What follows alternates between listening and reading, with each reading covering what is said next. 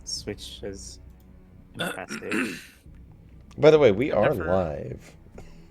And I'm I like, will do an there's just announcement. piss and shit everywhere, on the walls, on the ceiling, everywhere. It took like 3 months to clean it out. It was Let us mute Trey's unbelievable. stream so I don't hear twice as many people. That's a solid plan. Oh, and I don't hear myself because I hate my voice. God damn. I still don't. I need to get better at that. I'm glad I'm not alone in the whole hating the voice thing. That's rough, buddy. And I always tell people it's what's the word? It's God, what is it called? That's rough, So buddy. you know how you find models and like dolls and stuff, kind of uncanny valley. It's uncanny valley because you're not used to your voice sounding the way it is. That's rough, buddy. That's why it's always really weird when I take an agent through a coaching, because I have to have them listen to their call, and so it's so terrifying for them, just sitting there That's like rough, buddy. constantly hearing their voice for like 10 to 10 minutes, and it's hilarious for me because I get to laugh at their discomfort.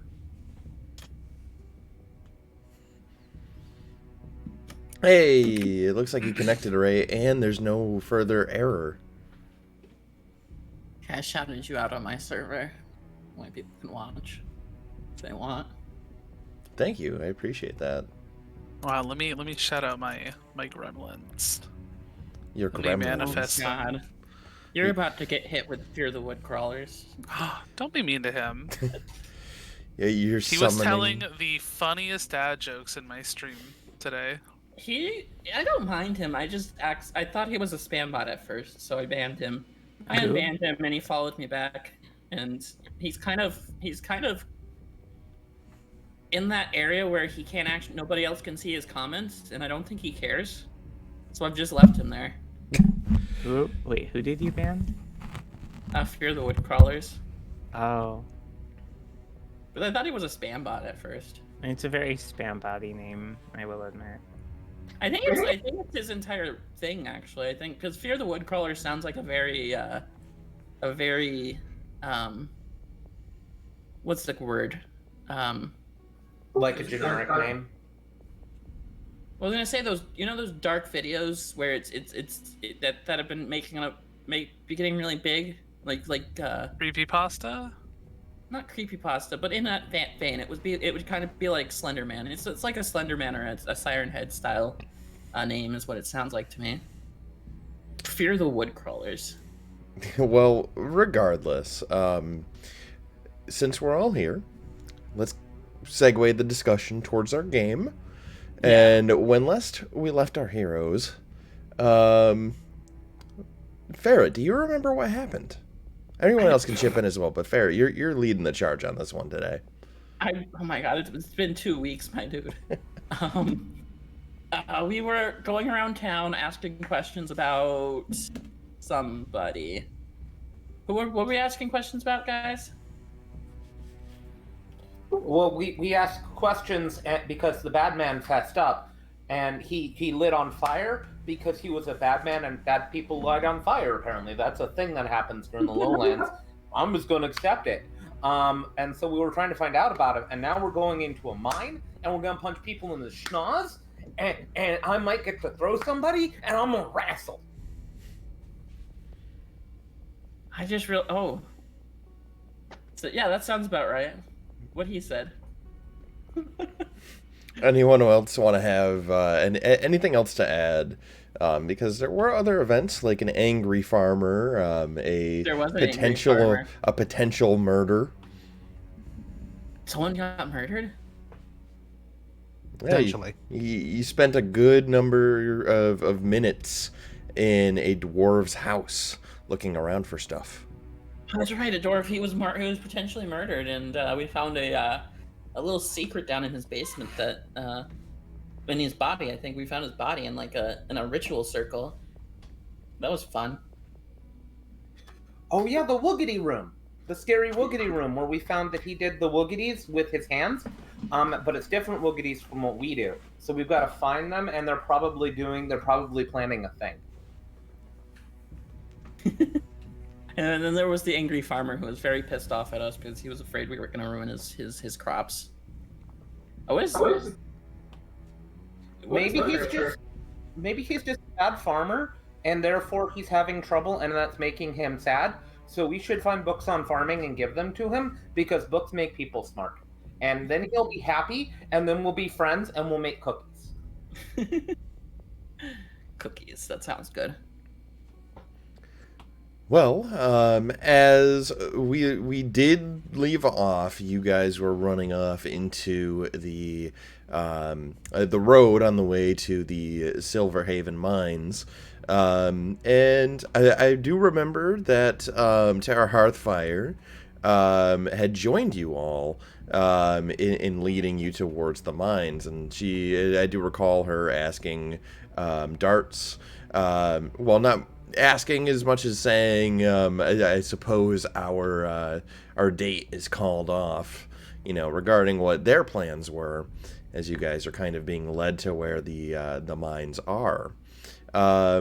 That said, as you're running at a more than brisk pace towards these mines, assuming that Shaka is actually kind of leading the way with Terra Hearthfire, or like just a little ways in front, kind of pointing which way to go, I'm going to have Shaka roll an athletics check just to kind of gauge where you are, speed and endurance wise.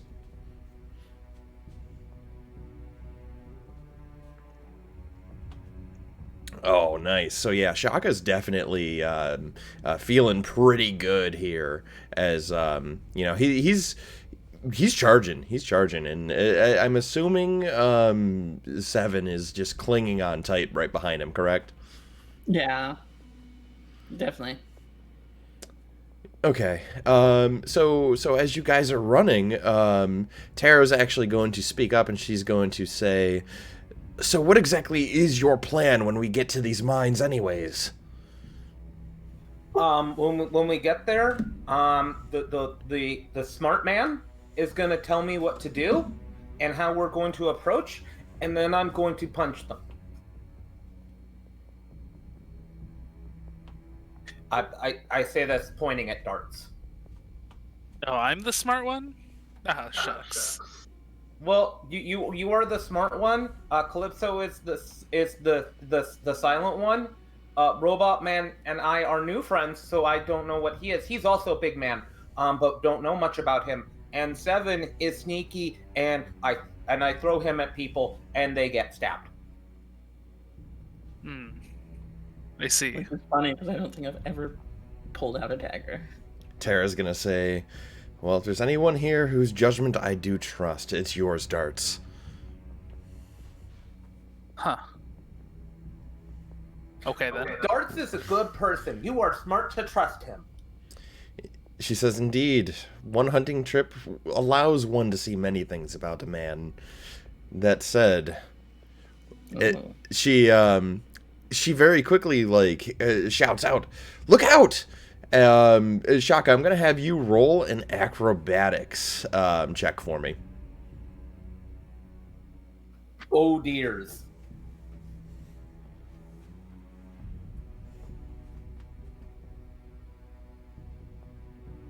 Oh dears, indeed. As you turn around a bend, there's like the environment around you is like a forested area, so there's a foresty ridge, and as you come around a bend, you're going to be running into what appears to be this traveling merchant. You don't really get to see much as you instantly collide with them, with Seven right behind you and the rest of the party members following in tow, and suddenly it seems to coalesce into this colorful magical burst upon colliding with this person. As that happens, I'm gonna have everyone roll an Arcana check for me.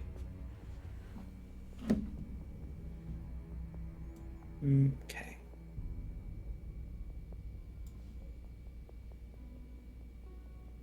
It's my best stat.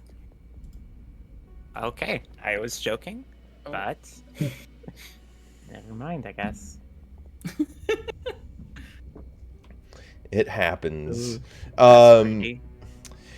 So as this magic burst happens, you find yourself looking in this, I guess, a miasma of color. Shades of blue and red and purple and pink all coalesce as you see you and your companions kind of floating around in this magical space.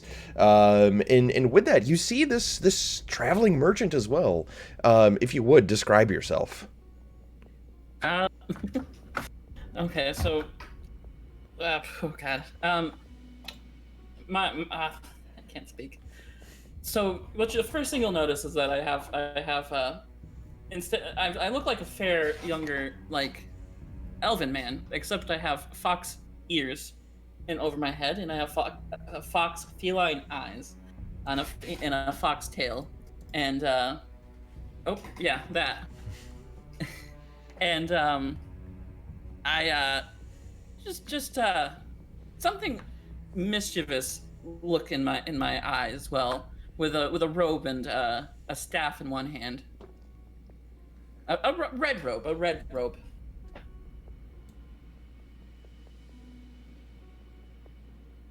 I know you can just pull up any image you wanted.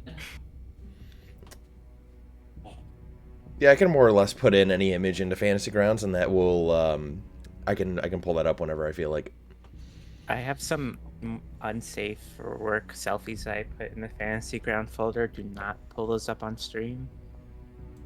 Coming Oh, soon. nice. Coming soon to theaters near you. He basically Speedrun looks getting like- banned from Twitch. He basically looks like the photo, except the hair is red and the eyes are more feline-like. And again, the robe. What in the Fire Emblem? That is a Fire Emblem character. You're right. Oh, I And know. Colgate Chan. So, as you see this stranger and you're floating around in this colorful miasma, what do you do? Is he So we're hot? all floating around in this? That is correct. This is a magical burst that happened on that point of origin, so to speak, and everyone was caught in the blast. Okay. Well, first of all, I'm going to try and land on my feet or something. Okay. I'm going to Or be. is it like anti-gravity properties, or are we just what? I'm gonna have you roll for me any check you would like in this scenario. What are you thinking? I'll just roll Arcana again. Very nice. Go ahead. Yeah, say, how do I release? There you go. My character. How Shaka's very large, isn't he? And I'm a very thin guy. And he just slammed into me pretty hard, right? That is correct. So I'm gonna be fairly dazed. I'm gonna be rubbing out my head, but kind of confused, and wondering what just rubbing out my trying to figure out what's going on. Okay. Quick question: Are we like legit floating, or are we on the ground? You are actually floating at this point. It feels like you would be in like a pool almost, floating in water. And I do want to say with Arturo's natural 20 Arcana right there, this does have anti-gravity properties. You try to land your feet on some sort of solid ground, to which none exists. However, with that high of an Arcana as well, you kind of see that there's like bits and pieces of shattered reality in this space as well that seem to be forming a path in kind of like shards almost towards a focal point within this miasma. God damn it! What just happened? As I snap out, I'm gonna kind of just look over to the other people. I'm assuming I can see them near me, right? You can. Is that a place you You're beholden to a party of quite the motley crew of adventurers.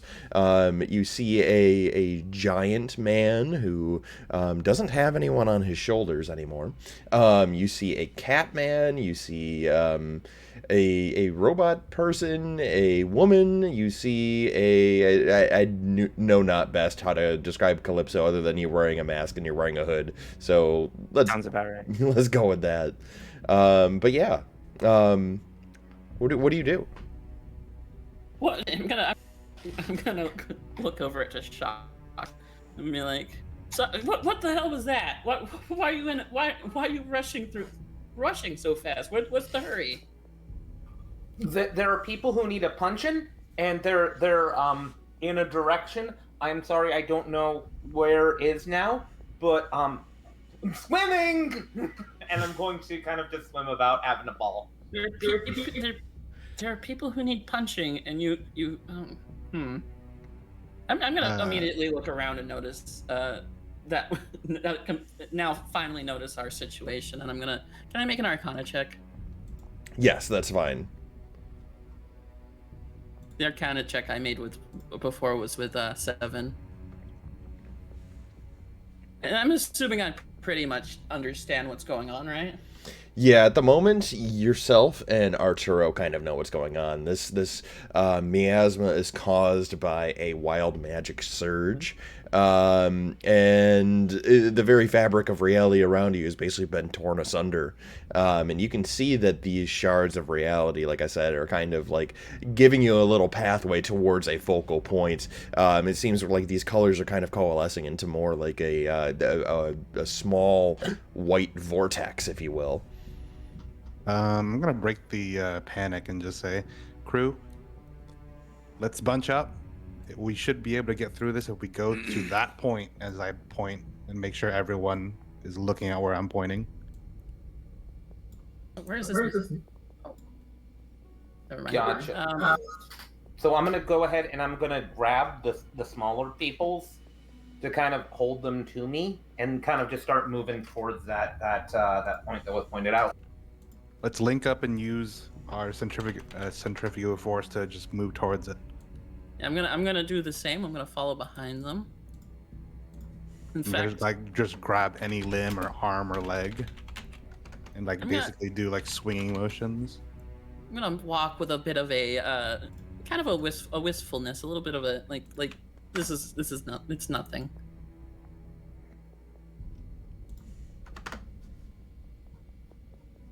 And I'm gonna head towards the point that he pointed out. Unless Shaka considers me one of the smaller people. And then I'm gonna be forced to move that way. All are small next to Shaka.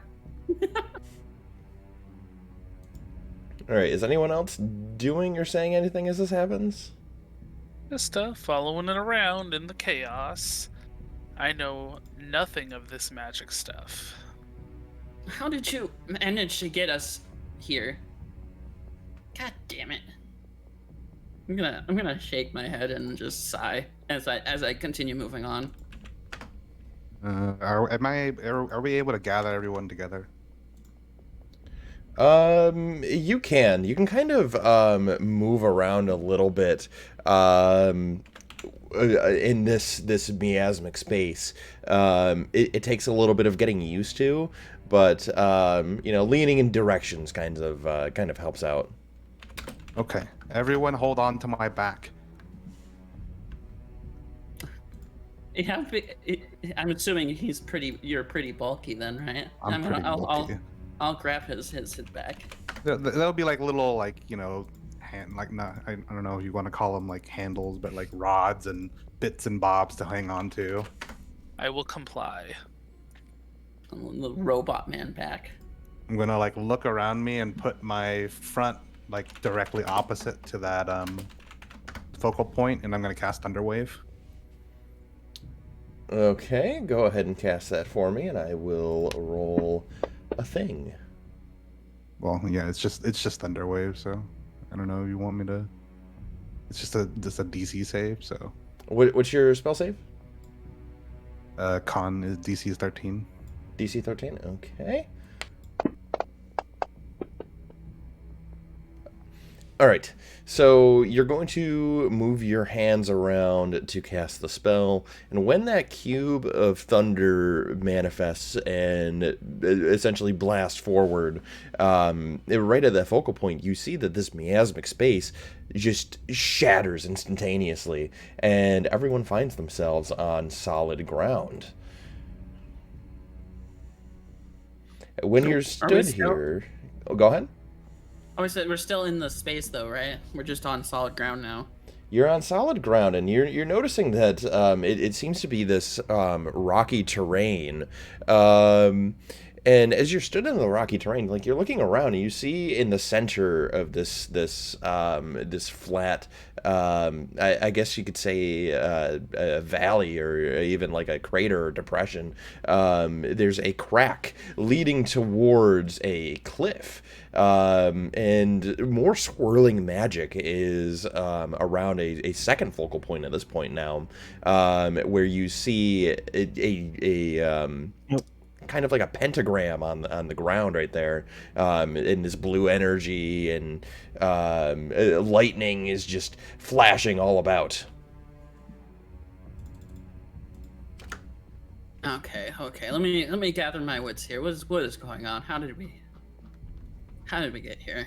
Does anyone know what? Did anyone see what happened? I kind of was knocked out for a second there because I had a big gentleman kind of knock right into me. Well, we're on solid ground now, that's for sure.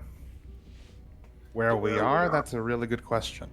Do we maybe throw water on it because water makes lightning go away?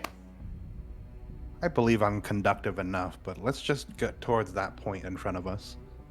I'm gonna look around a little. What do I see specifically? I assume I would make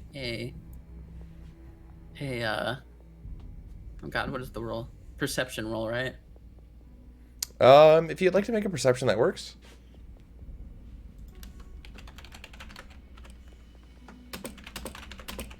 Did that work? Yeah. Okay, that didn't. I need to minimize this map a little. That's okay. The roll did go through, though. You got a 10. So as you scan this this field, you notice that there's a multitude of like magical anomalies, whether it be floating rocks or rifts opening and closing suddenly. Everything seems to be chaotic, if you will. And again, like as your eyes keep darting around, they keep on going towards that central point that seems to be at that cliffside, and it's causing like the ground around to crack and weaken, and almost strangely, you see like an eye emerge from that point as well, as almost as if it's like looking directly at you. I don't like that. I'm gonna start walking towards it. Hello.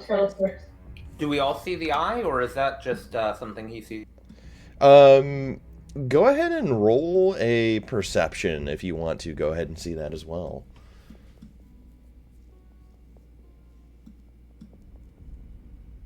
I like seeing things.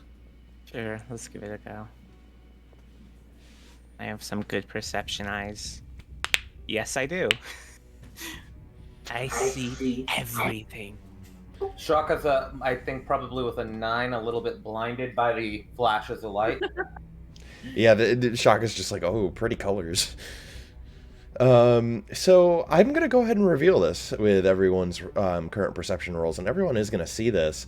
Emerging from that point there, that pentagram, you're going to see a large creature that seems to have multiple like tentacle eyes, with a larger like central eye floating within this this atmosphere. It does nothing but simply watches you all from that point. Each eye moving with your movements. It knows that you are there. Hello, new friend. How are you today?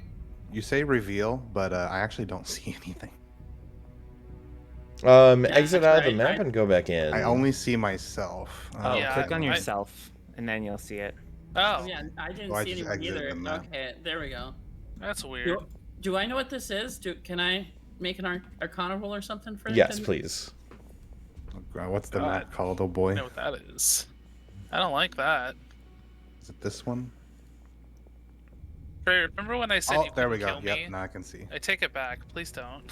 What is even that? Who, me? So your roll with Milmar's Arcana is high enough. You recognize this as some sort of beholderkin, a lesser beholder known as a spectator. Huh. Whatever this is, it's the source of the magic anomaly here. God, I don't like that. So far, it's just watching us, I think. I would probably stay back for now until we can get our bearings a little, guys. Oh, who are you guys, by the way? Okay, I mean it knows we're here, so we should see if we can talk to it, and maybe it wants to be friends. You want to talk to it? I mean, go right ahead, but... Okay, I'm gonna move forward a little bit and kind of just go, "Hello, new friend. How are you today? You have very lovely eyes." He does have lovely eyes, doesn't he? No, I think he's creepy, though. As you say this, the Watcher says, "Thank you for freeing me, mortals." You're welcome. I hope that you are having a good day. I will be once you become the anchor to this place. Only then I may leave. Well, see, I would become the anchor, but I've got things to do. You know, is there another way? Maybe you could come with us and we can be friends. Go ahead and roll persuasion with disadvantage.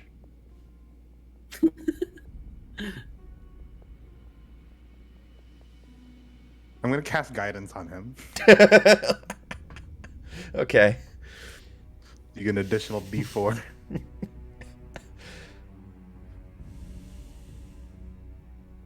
Oh my god. Oh, pain. I mean, I've had worse ideas. Your urgency is irrelevant. You will become the anchor to this place, and I will join the material plane. You find someone else to become an anchor. I think we're good for now. I think we wouldn't make the best anchors anyways, unfortunately. Oh, What was that intelligence roll, Calypso? that was initiative. Oh, I'm- I see. Oh, you just straight to it. I'm trying to make a persuasion check or persuade. Okay. To let us go. Okay, you can try. No, we're not gonna make good anchors. I think you can find a better anchor who would definitely help you more than us. Go ahead. I thought you were going to get a 1 as well. Arturo is abstaining because he's made from materials that can make a good anchor. I mean, that's not incorrect. You were the fools who opened the gate to this place to begin with. Now, one of you must stay behind. If you do not agree to these terms, then I will force you all to stay as an anchor. I will get to the material plane.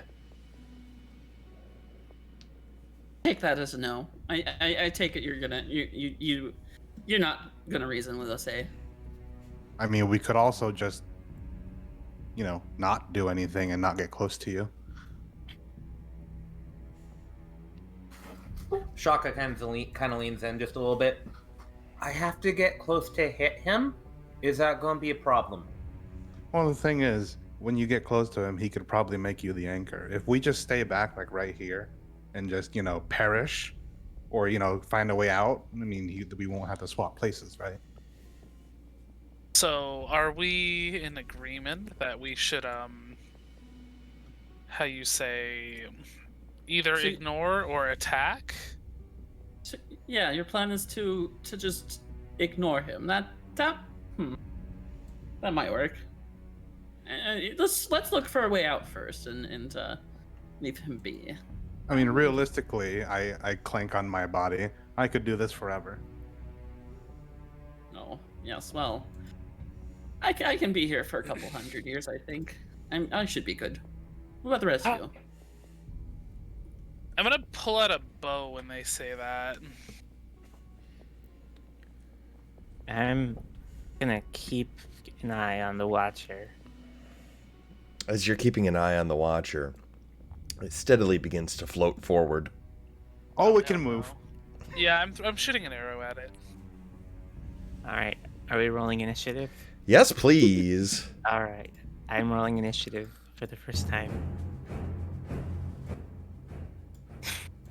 Okay. Where's the initiative roll? There it is. Wow.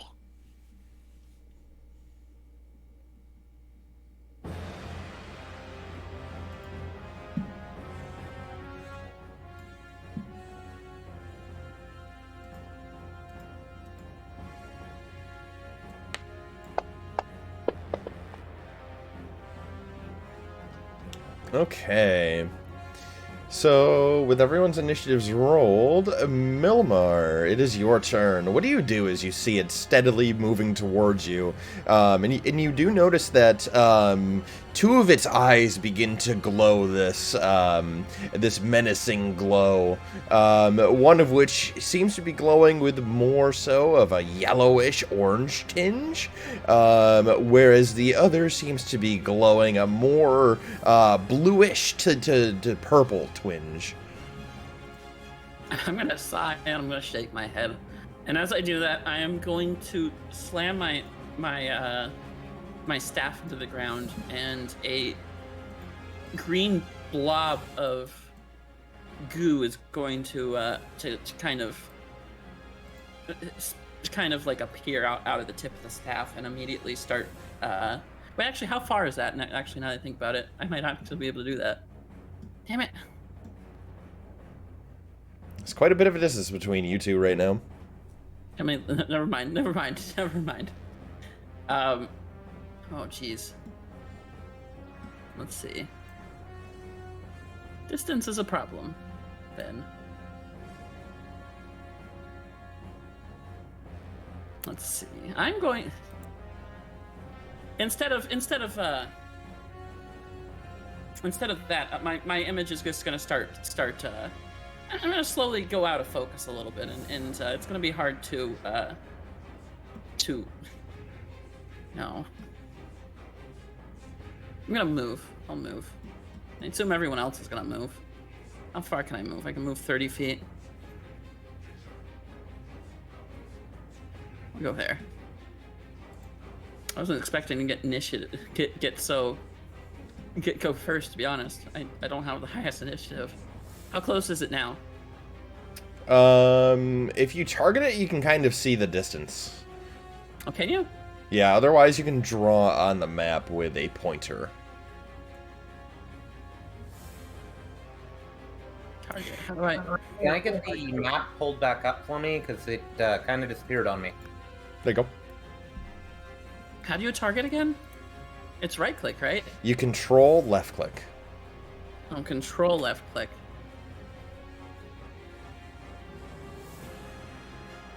And that's not doing anything. You can also hit the swords on the top right where it says target enemy units.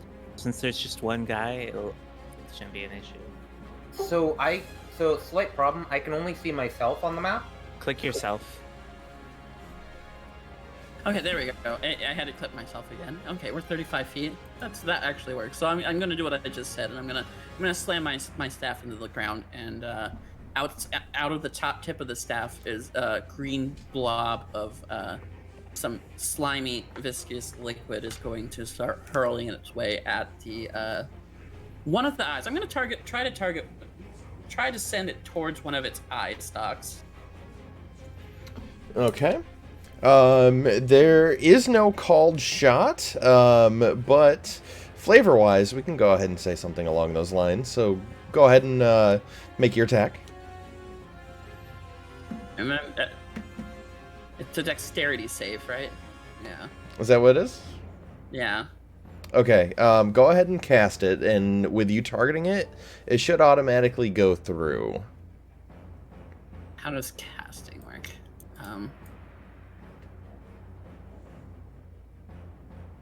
That did something. Let me see. This is my first time using spells and stuff in this program. See where it says save? I'm pretty sure if you do that, it'll make him roll the save automatically. Where it says save? Yeah. Where's that? So in your character sheet, if you see the spell, click on that little tennis racket icon, and then you'll see cast, attack, save, and then damage. Oh, okay, there we go. I'm sorry. Yep. It's okay. You're learning a new class in Fantasy Grounds, so. Okay, so the Watcher succeeds the save, so nothing is going to happen to him. Damn. I like how intense you said that. Can I make it still move a little bit? Are you gonna move over to like that square? I'm gonna move it back a bit. Okay, yeah, I can move you back. Do you want to go back to like how much movement do you have left? Is the question. Well, how much movement do I get? That depends on your speed stat. Oh, jeez, where's my character sheet? Everything's lost. I'm sorry. My speed is 30. I think I moved like 30. Okay, so yeah, if you did use all your movement, you wouldn't be able to move anymore. Okay. Okay, so I'm gonna put you back right here. And is that your turn? Yeah, for now. Okay. R2O, what do you do?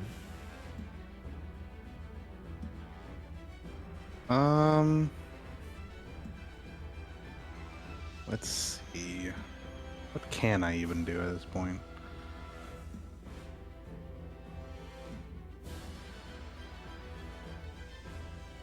Let's see. Darth drew his bow, right?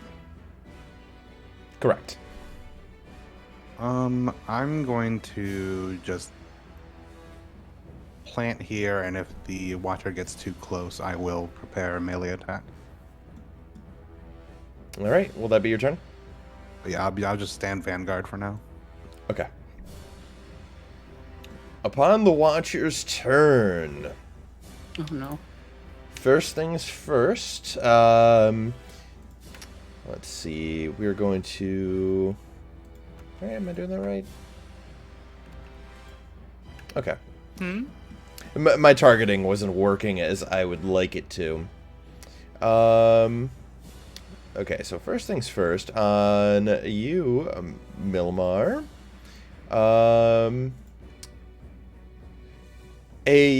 A blue ray of light is going to shoot from one of its eyes. And when that happens, I need you to make a wisdom save. Oh, jeez. Here we go. Oh, that's good. All right, you succeed, and I'll tell you this, being the adept with magic as you are, you know this magical ray was trying to get into your head, and it hurt yourself for a moment, in the sense that momentarily you were confused, but you shook it off. The next one is going to be going towards Arturo, and that is going to be a Constitution save. Unless, do you have any condition or damage immunities? To Paralysis.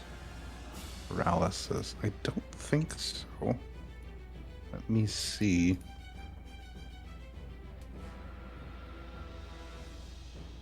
Look at my stuff. Yeah, I had to take a look. Nope, not paralysis. Constitution, you said? Correct. And thank you for checking that for me, by the way. 18. All right, you succeed, and as those two rays fail, you see that the Watcher is going to kind of take to the skies. It is going to float over to here and is going to be 15 feet up into the air. And to kind of mark that, what I'll do is I will write the number right by them. Okay. And that is going to be the Watcher's turn. Calypso, what are you going to do? That's me. Let me see. Right now they are about 55 away. Calypso, being the cool... Okay, my camera just... Ignore that. My camera just jumped up for some reason. Calypso's going to move this way. Okay. And then they're going to use their Soul Knife ability to use a bonus action to increase the reach of their unarmed strikes by 30 feet at the end of their turn. It's 15 down and 15 up, so 30 feet should just reach. And then they're going to do an unarmed strike. Okay. Didn't you have to roll the hit? Oh, yeah, I should... Let me do that. Good idea.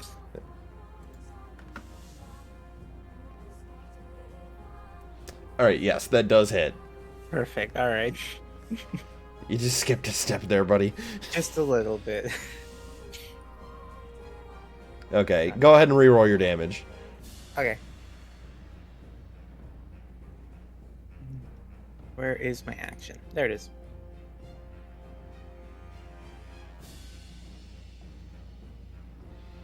Alright.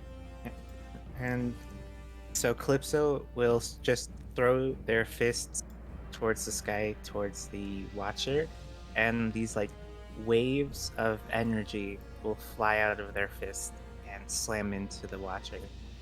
Okay, you're going to see that these waves of energy will slam into the Watcher, but he shakes them off with relative ease, almost as though he isn't perturbed very much with it being psychic damage. And is that your turn? Yep, that's it. All right. Terra Hearthfire, she is going to take point right between Darts and Arturo. She's going to take out her short bow, and she is going to target the Watcher. By the way, I know that it says spear. I am going to be rolling... it's the same amount of damage. It's within range, I think. Yeah. So let's go and attack with that. And that does seem to hit. As it hits the chitinous body of the Watcher, dealing 4 damage to the thing. And that is going to be her turn. Shaka, what do you do? So, quick question. With my height, and that I have a pike that has a reach of 10 feet, would I be able to get in there and attack him if I were to say adjunct to him? He is 15 feet in the air right now, so given that, your pike does have the reach. Gotcha. Then I'm going to go ahead and I'm going to make the approach, but I'm going to move closer to my friend there.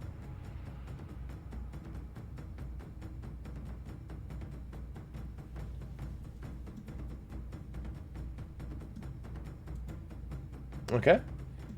Because I can only move 30 feet at a time, I'm going to ready an action to attack with my pike if he comes in within range, and to just kind of cover my friend there. All right. You're a good guy. Is that your turn?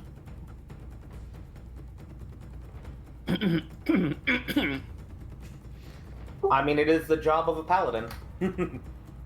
All right. Considering your turn is ended, Darts, what are you doing? Can I shoot him from here with my short bow? You do have the range. I'm pretty sure. What is the range of a short bow again? I know that you have it on your sheet. I just didn't have it on Terra, so I assume that it was able to hit anyways. Is that under actions? No. Inventory? No. Where would I find that? Yeah, it should be under actions. Okay, yeah, it's got a range of 80 and 8320. So, yeah, that's fine. Okay. I will attempt to shoot it. 24. That's a hit. A resounding hit. For 6. Not bad. You see that the Watcher recoils as a second arrow strikes its chitinous body. Its attention turns towards these two archers here. He's not happy with you two. I'm gonna float away a little. Float away. I don't know. Yeah, You're I'll floating now, distance too? myself a bit away. Probably to play the ranged game about there. Then I'll end my turn. All right. Oh wait, I can use my bonus action. Can I like try and float stealthily, like kind of behind Shaka, to maybe have Shaka obstruct me?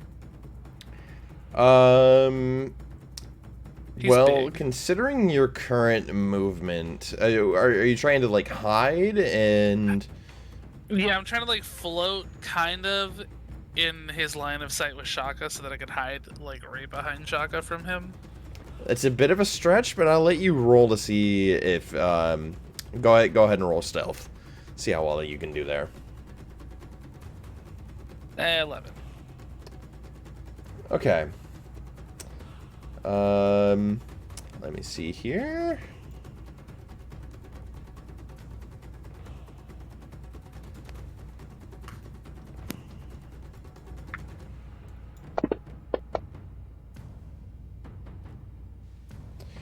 Okay. You see that its eyes aren't tracking you. All right, well that'll be my turn. All right, Milmar, it's your turn. What do you do? Okay, I'm going to. Oh God. How about a 15? Let's see. No, that would work. I'd probably have to do. Okay, I'm going to spend one sorcery point, and I'm going to cast a careful spell, and I'm going to cast color spray. Okay. Just because I don't know if anyone isn't gonna be affected by that, so I'm gonna if Shaka and Calypso are in range, I'm going to add them to the careful spell. So, and I'm just going to motion my staff in kind of I'm gonna pick it up and I'm going to like wave it in front of me, and a bunch of colored mist is going to fly. Actually, let me make sure I can actually. I think it should hit. I think that was. I'm really bad at checking range. Yeah, it's 15 feet in the air, and then right now you're 20 feet away from it. Yeah, it's a 15. I'm 20 feet, so I can't hit it. Damn it. You have to move a little bit closer. I would have to move a little bit. I'd have to move. Right here should do it, right? You said I'm 20 feet away? Yep, 20 feet away, and it's 15 feet up, so... Well, at that point, I wouldn't need a careful spell, I think, right? I don't think anyone should be affected now. Right. Yeah, I think everyone should be out of line of that. So I'm going to cast... I'm going to spend 2 sorcery points instead and do this as a quicken spell. And I'll cast... I'll do the same motion I said. I'm gonna wave my staff in front of me, and a bunch of colored mist is going to fly out of it. Okay. And then that's a bonus action. Do I have to do the bonus action last? No. No, you can do it any Okay. order. It doesn't matter. Okay. And then how do I roll for this? It doesn't have anything. I think it's gonna actually work the same way as your acid splash. So when you click on the thing, you make him do a saving throw, right? Oh no, There's no it's saving throw. roll your 60-10 then. That How- seems to be more a bit of a manual thing. How do I do six d10s? So if you go to the bottom left right there, you right-click the D10. You can go ahead and click where it says Oh, 5, okay. and then right-click one more time, and you'll add a 6th one, and then you can roll. 1, 2, 3. Yep. Okay. 44. Okay.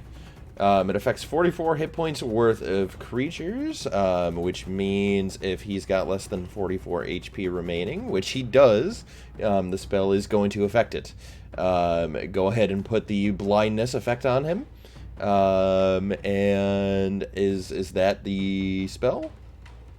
That is one of the spell. I quickened it, so that counts as a bonus action. So I'm gonna do a second spell. more than Okay. likely. How do I Um, put a blindness effect on somebody? I'll take care of that myself. So, Okay. describe to me what the spell does, though. How it affects him.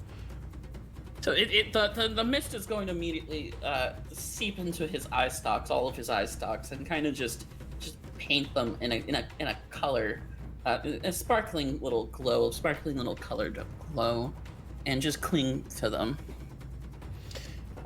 Yeah, and as that glow does its thing, hitting all of his eyes, he closes his eyes and he recoils almost in pain, screaming, "Ah! How else am I supposed to get an anchor if I cannot see? You fools! I will take delight in killing all of you one by one." Hey, that's a bit of a task. Just let me read the spell real quick again. Okay, good. And then I'm going to attempt another acid splash spell on him. Okay, go ahead and roll that on Actually- him then. Actually, no, I'm not gonna do that. Okay. I just need to roll the save.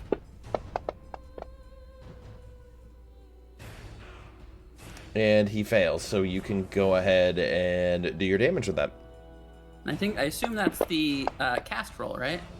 Correct. Did I just cast it? You did it again. The first Oh, roll no, that it's you the did. damage roll. Yep, do the damage roll right after, and he takes 1 acid damage.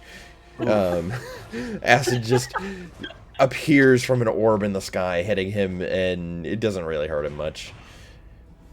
Damn. Okay, so the turn is now Arturo's, unless you want to move more. I'm gonna move back into position, so Shaka's properly covering me real quick. All right, Since I only moved 5 feet. R2O. What are you doing? I didn't move. Oh, there you go. There, thank you. Well, I suppose I should move up. I'll move right. Wait. Yeah. Do I need to confirm that, or you confirm that? I confirm that. Okay. And let's see. What is Calypso brandishing? Fists. Fists. Right. I will cast Sanctuary on him.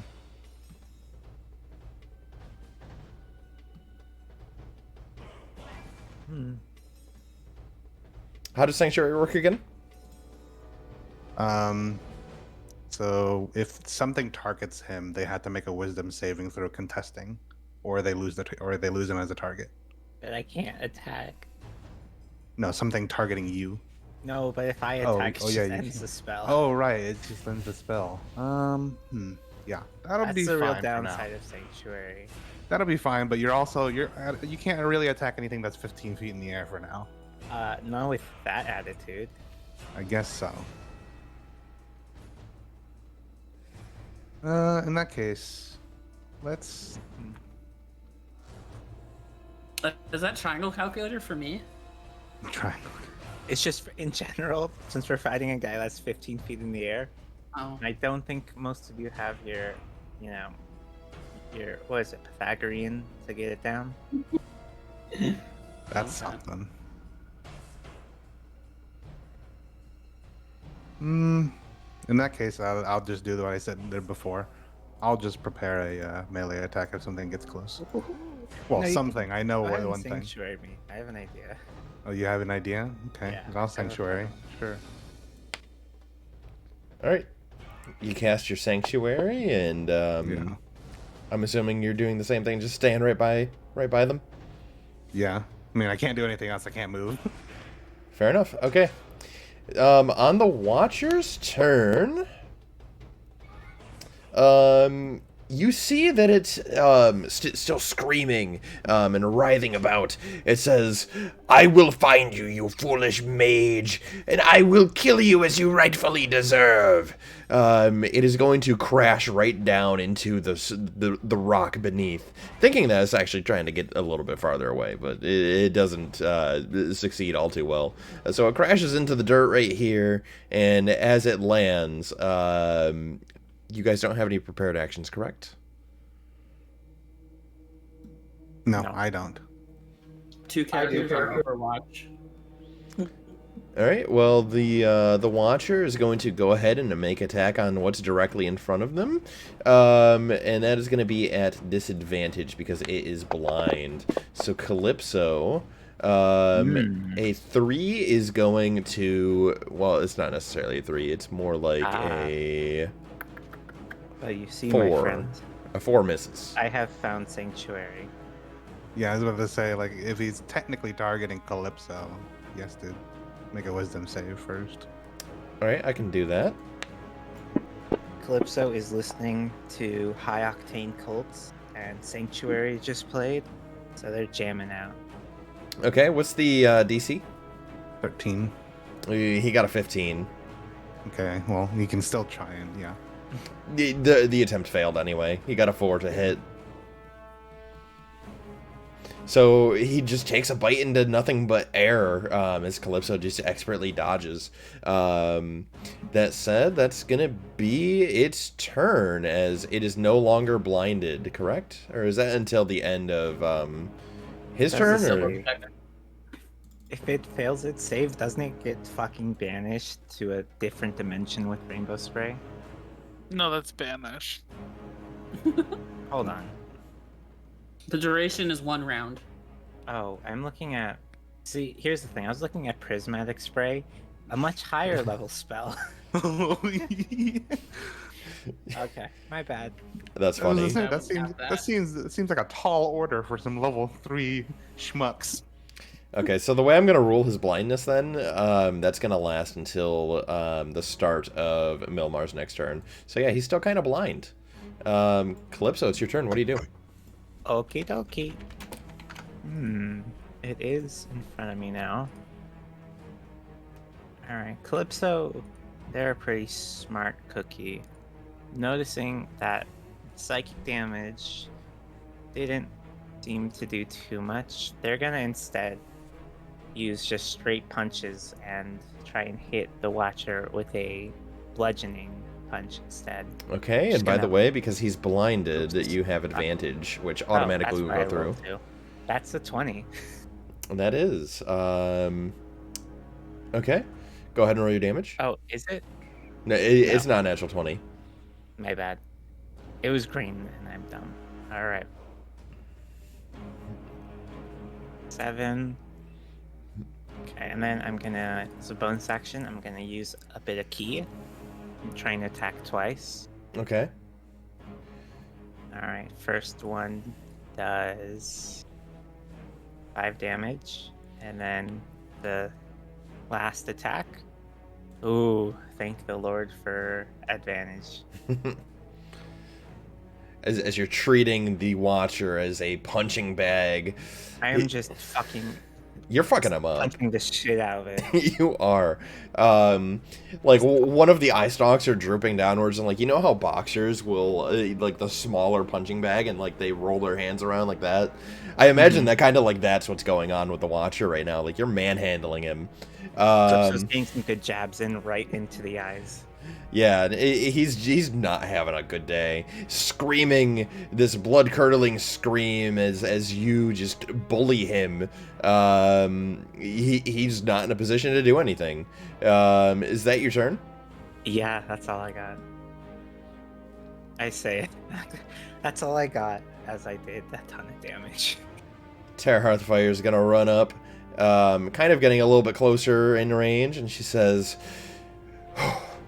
"Here's my moment." As she takes her bow and she's gonna take a shot at the Watcher, and she's gonna hit, dealing 2 damage to the Watcher. The Watcher's still alive. Shaka, what do you do?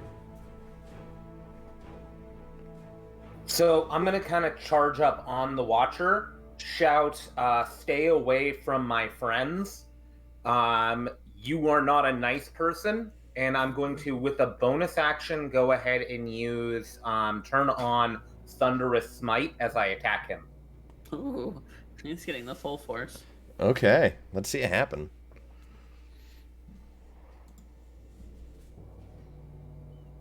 With him blinded, I get advantage, right? That is correct. The advantage will automatically go through.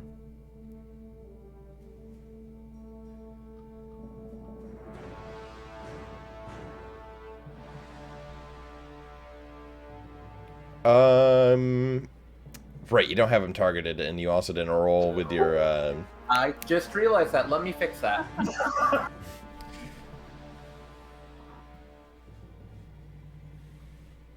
You remember how to target, right? Control-click the token that you wish to target.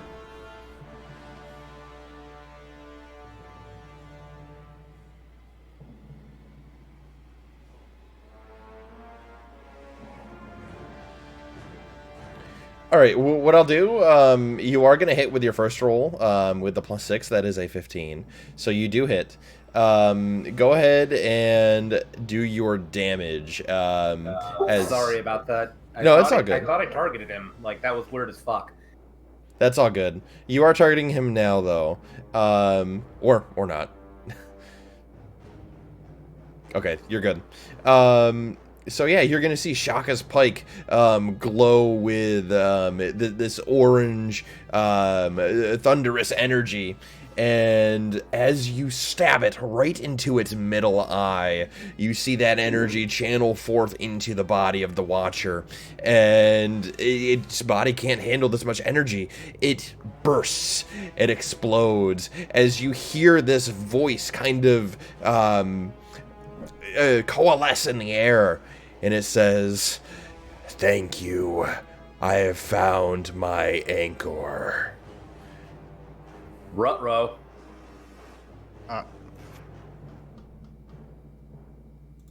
As the Watcher's corpse lays dormant right there, you're going to see at that point where the Watcher originated, well, first of all, the entire, like, cliffside begins to shake, and at that point, the magic seems to gather on that point, and you see another vortex emerge. What do you guys do? I move in front of my friends and say, "What is happening? Where is Bad Thing?" I think Bad Thing just vanished. Moving Or towards died. my friends, and I'm like, well, if any of you guys don't believe in a god, this would be the time to pick one and pray to them. Darts, as you emerge, you see that bits of the cliffside begin to fall away, especially right here. This entire chunk is suddenly missing. What do you guys do? I think we should probably start moving, guys. You said there's a vortex somewhere? Correct. There's a vortex. I'm going to draw it in a little square right here. Right here. Looks So like what's a portal, happening right? in this vortex? What's that? Quantum? What's happening? Is it sucking things in or what? More or less, yeah, it is sucking things in. You see, like, rocks around, even magical particles being forced into this point. Foxy well. man, do go in or avoid. Is there anything around us? Any other vortexes, portals, anything like that? No, as you look around, all you really see is the cliffside around you, as well as just more rocks, and the entirety of this entire battlefield was just like you were surrounded by larger cliff faces, so you'd have to scale those. Can I make an Alright. Arcana check against that vortex? You may. Oh, nice. So you notice that this is another wild magic surge, and this surge seems to be different. Rather than drawing you into this magical plane, this seems to be a way out, a way back of sorts. All right, yeah, guys, we need to leave now. Yeah, and as you notice that, you see another chunk of cliffside break off right there.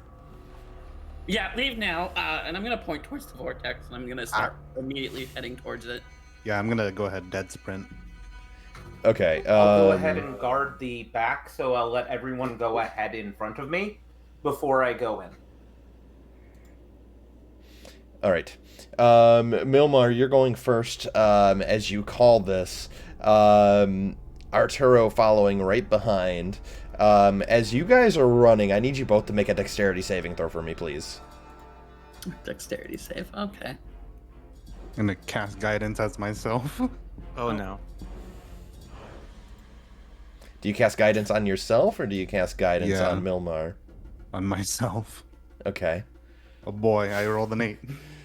Okay, I'm gonna move both of you back a little ways as the ground is going to...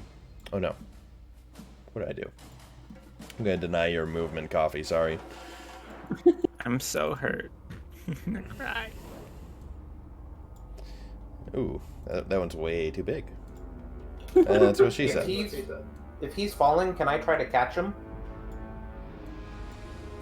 You may. So right here, another chunk of rock falls down, and you both find yourselves falling down into this abyss beneath you. Calypso, you're the one who decided to move your token next. Shaka, you did say that you're holding up kind of like the rear at the moment, so I'm going to give Calypso a moment first. Right. I'm kind of trying to position myself so if anything comes for them or they kind of like fall at all, I'm there to kind of go like be the wind beneath their wings. So, All right, so Calypso, what are you doing? Who fell? Who started falling? We both did. Yeah, Milmar and Arturo both start falling. I'm gonna... How far down have they fallen? At the moment they had fallen down, not even like as you're running, they just start falling. What I'm gonna do is... is it like quick enough to where I could like grab like Arturo's wrist as they fall, or would I have to like jump down? Roll. Acrobatics maybe, because I have to like dive to grab them. Yeah, that's fine.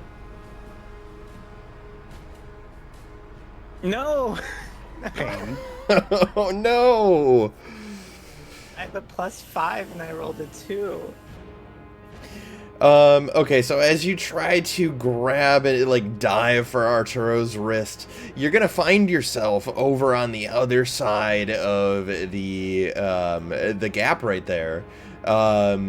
At this point, Arturo and Milmar are beginning to fall. I'm gonna have both of you roll for me another acrobatics. Darts, Shaka, what are you guys doing as this happens? I'm gonna roll acrobatics to grab onto Milmar.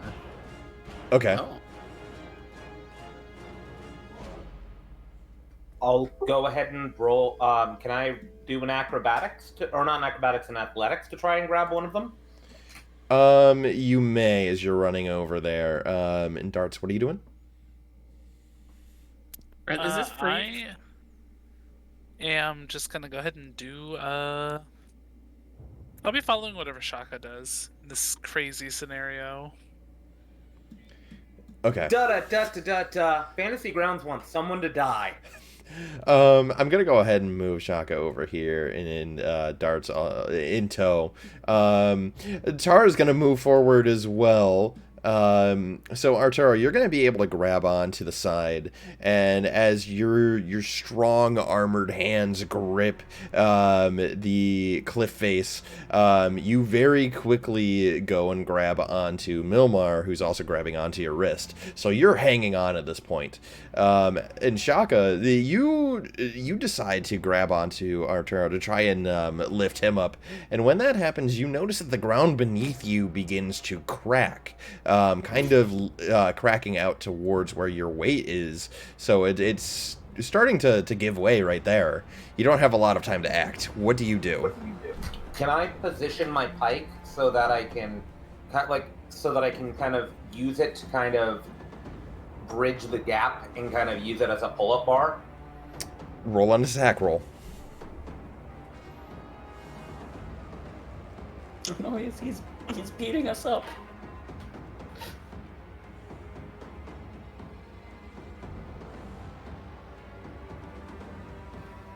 Wah, wah, wah, wah. You didn't roll anything. Yeah, nothing went through on my end. I'm going to speak in Milmar's direction and say, I'll help you up. Get up as fast as possible. I assume they're light? Oh god. Did I put my weight on my sheet? I don't have my... Or wait, no, it's in logs, right? I should be fairly light. I have my weight on my character. Are you fairly small? I'm an elven character. About oh, I didn't have a weight on this. I'm 5'8". Because if you're relatively small and light, you should be able to use my large frame to climb up my body at the very least. I should be fairly lightweight because I'm because of elven heritage and stuff. Because I'll try. I'm gonna try and lift you at least to shoulder or something, so where you can grab onto my frame. All right, I'll try to climb up him then. Okay. Do you want to do a athletics for me then, Milmar? Oh jeez, can I do an acrobatics? In this case, I'm gonna say no. You're climbing. Oh, nice. All right. I'm gonna say that you're able to pull yourself up reasonably easily as you make your way up. Shaka, though, do you want to try making your attack again with your pike? Can I? Is this freeform? Or are we doing? Are we doing? Oh. Are we still in This soil, like the soil or whatever I'm grabbing onto, how fragile is it? This is okay. rock. This is rock. Are we still in initiative? Or can I do? Did I do something? We're kind of letting everyone take a turn here, so... Yeah, it's like one at a time, yeah? Okay. Yeah, so Shaka, unfortunately, as you try to thrust your pike into the ground, you notice that the vortex kind of just rips your pike out of your hands, and you see it just get sucked into that focal point. You may remove your pike from your inventory. Horrible experience. Rest in peace, Shaka's pike.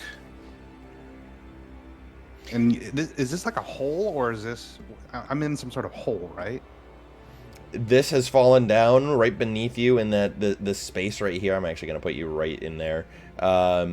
Is just void. But it's like forming like a hole, right? More or less. More or less a hole, okay. In that case, I'll just do what I did before. I'm going to cast Thunder Wave at like some rocks below me at an angle and try to propel myself outwards. Okay. As you do that, roll acrobatics with advantage.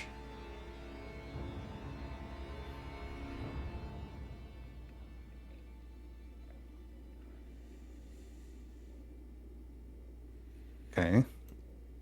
All right, so yeah, you're going to. I presume you let go because you need both hands to cast Thunder Wave, and as you Yeah. time it, it forms like this bubble that you can jump out of, and you're going to land right here on the opposite side, right next to Calypso. And as you superhero land, like I said, the area right here was already weakened due to Shaka.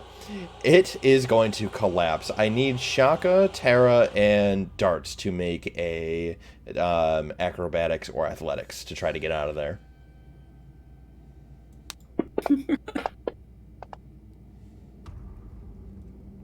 Don't you control Tara? Why do 13. my dice hate me today? All right. Tara is going to basically combat roll her way over to right past Milmar.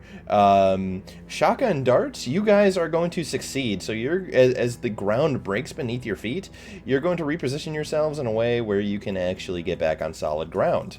As that happens, what do you guys do? You see the vortex behind you. It's beginning to like swirl around more rapidly. Can I do something? Yeah, go ahead. I'm gonna look to R2O and I'm gonna do one of the signs that I teach them earlier. I'm gonna assign them trust, just as a question. I'm just gonna nod. Whatever it is that he's probably saying, All right. it's probably gonna be good. What Calypso is going to do is they're gonna use they're gonna activate Flurry of Blows, and with the Soul Knife class, one of the things they can do is if they hit someone with a Flurry of Blows, they can teleport them up to 10 feet to a destination they see. So they're gonna hit R2O and teleport them into the vortex to save them. 10 feet, right? Yeah, and that's 10 feet. All right. Well, as you do that, I'm assuming Arturo just consents to being hit with this anyway, correct? I Yeah, assume. Okay. I mean, R2O gave the trust. Arturo gets knocked and is instantly set into the vortex. Currently, not to be seen. As that happens, you guys remain. What do you do? Let's Tara's going to speak up and she says, I'm not thinking twice. And she's going to run into the vortex as well, and she's missing also. Is no one actively following? Everyone is like on their way. I'm gonna start flinging people into that goddamn vortex. Like they're getting flung. Are we all just going into the vortex then? Well, as that I'm happens, heading towards the vortex. another chunk is going to break away, and that is going to be at this point of origin right behind Darts. Yeah, what are you guys doing? Oh, Milmar's running in. Okay. Guess I'll yeet in. As Milmar runs in, another point is going to break away. And that is going to be right here. Calypso and Darts, I'm going to have you guys both make a dexterity saving throw, please. Can Acrobatics Calypso- or athletics, whatever works better. Can Calypso use their second Flurry of Blows hit to hit themselves 10 feet out of the portal, out of the hole into the portal? I'll allow that.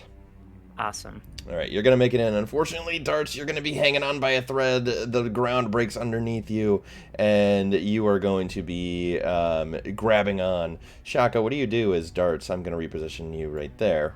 What are you doing, Shaka?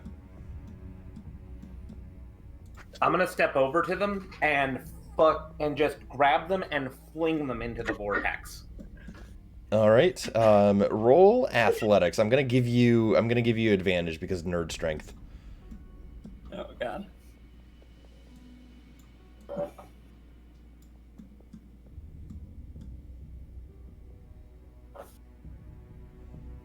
Very nice. Yeah, so you're going to pick up Darts, you're going to throw him into the vortex, and when you do that, another chunk of ground is going to break where you once stood. And as you're stood here in this strange place, you're going to see a lonely Seven on the far end right there. Seven, what do you do as you're walking towards that vortex in Shaka?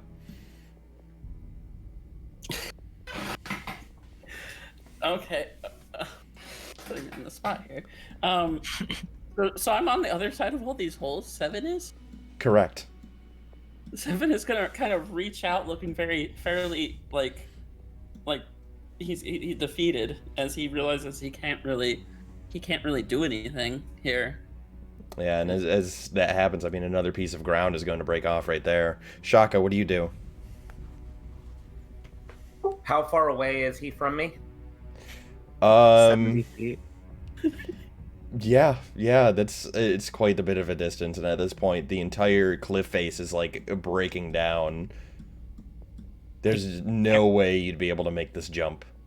This is so sad. I can't believe we lost 7 at the same time we found this new stranger that sounds very similar to 7. What are the odds? Would I be able to say leap some of these holes to get to him? You could try. Do you want to make an acrobatics or athletics to see if you can jump?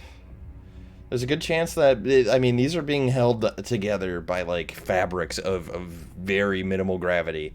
There's a good chance you will fall with it. If you don't succeed, that is. Does the ground look like it could hold me? Barely. Oh, god damn it. Like, Gnome knows what's happening, but fucking Shaka doesn't, and so that's where the headspace is going. So let's see. It looks like another one has kind of opened up, kind of blocking my route to him, right? Correct.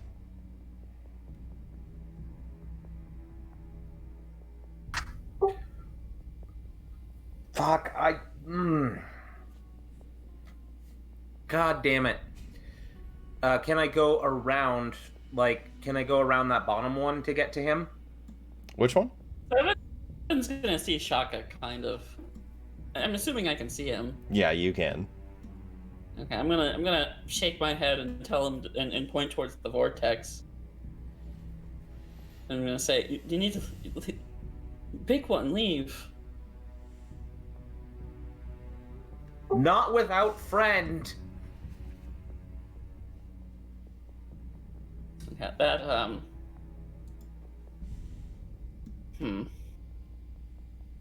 You're running around the other side of the vortex? Who, me? No, Shaka. Yeah, that's what I'm doing. Because it doesn't look like I can make that leap up there. But if I can get to the bottom down there, I can kind of circle around. Seven's going to frown, and Shaka doesn't leave, and I'm going to jump into the vortex, not into the vortex, but into one of the holes, and sacrifice myself so Shaka leaves. A couple of things happen. Shaka, as you're running, another bit of ground just breaks off, and when that happens, you see that this island right here that you're sitting on with the vortex, it begins to tumble downwards. So, like, it's no longer a flat plane. It starts, like, going downwards towards, like, a 90-degree angle. And at this point, like, you gotta grab onto something, otherwise you're jumping into you're jumping into the void. What's it gonna be? I'm gonna go and I'm gonna hate myself for it, but I'm gonna go into the vortex, and while saying a prayer, asking for forgiveness from the Shield Maiden, and just go into the vortex. All right, Seven. Do you do anything as you see Shaka for the last time? I'm gonna wave. I'll wave goodbye, and he'll say goodbye, friend. Shaka's fucking bawling like a baby who has had their toy taken away, had their pacifier ripped away, and smacked in the face. I really thought we were gonna have 2 gnome characters. Two gnome characters? Yeah, sorry, 2 ferret characters. We're gonna have just 2 ferrets walking around. That's my dream, having 2 ferrets. It would be interesting my. stuff, wouldn't it? That's how many ferrets you're supposed to have, to be fair. Okay, well, everyone's going to be getting 150 experience points, plus an additional, 200. So overall, 350. And as you return, well, okay. The last person to return from the vortex is going to be Shaka. And the rest of you standing right here in this woodland path where you initially ran into Milmar, you notice that the vortex closes right behind Shaka, and you see the depressed and disappointed and perhaps even defeated Shaka just standing there, slouched over. Real quick, how much experience does everyone have before this? Because I don't have anything in my experience table. I have 1670 now. 1670. Yeah, everyone Apparently should be... it's 900 to next level, so I guess I'm leveling up after this. Yeah, everyone should just be about matched. But on top of that, the only other detail that you notice is at the point of the vortex, you see this strange bag that seems to be moving towards Milmar. Okay.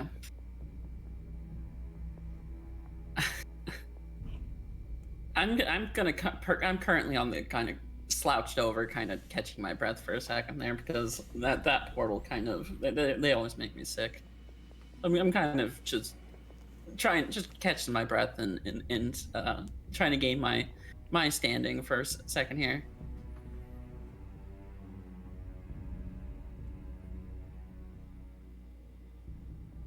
Anyone else?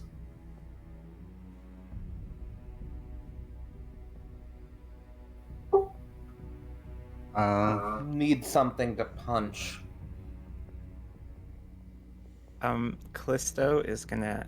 Because we teleported through, yeah? Yes, you're in the material plane right now. You're no longer in that place. Callisto's gonna go up to R2O and sign sorry. I kind of nod, and I'm still looking at where I came out because I'm still waiting for one more. So, can you describe the area we're in right now, please? It is a pathway that is leading towards the Silverhaven mines. Woodland, this is the exact bend that you came around and hit Milmar to begin with. This is en route to your quest, your destination. I'm gonna look at the expectant faces of my friends and say, I wasn't fast enough. Sorry.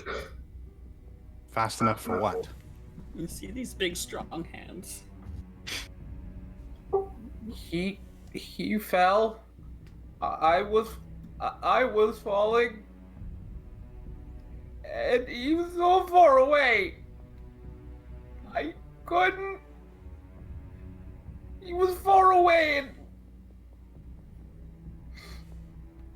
I didn't know how. I'm not fast like Doris. Smart like Calypso. Strong like R2. Or small and quick like 7. So I let down my friend. It's my fault.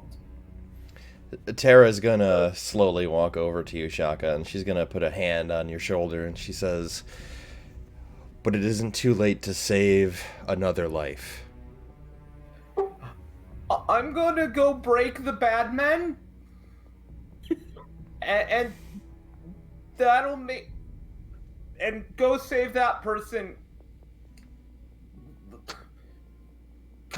I'm just gonna go to the mine, just looking for a fucking fight. That was a good performance, Gnome. I'm gonna give you an inspiration for that, by the way. Thank you. I think that's... Can we nominate that for a Grammy or something?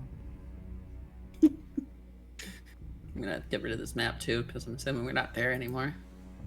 I'm gonna stand up and kind of brush myself off and look around a bit.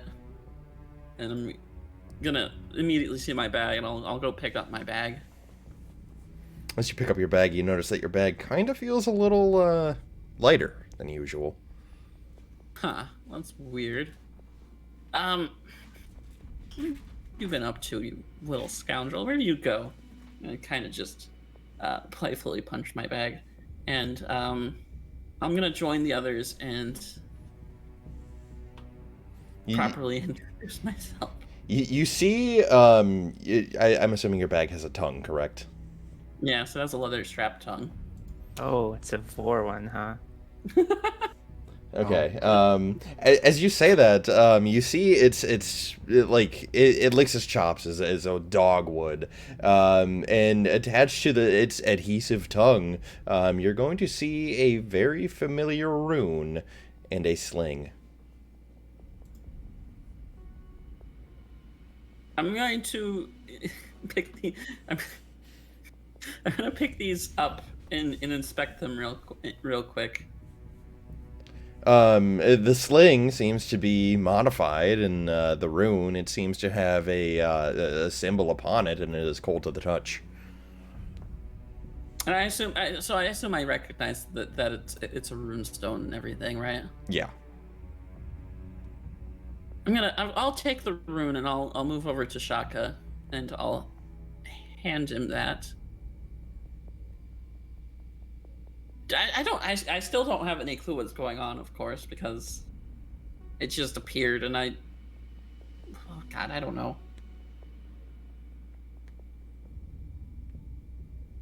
Okay,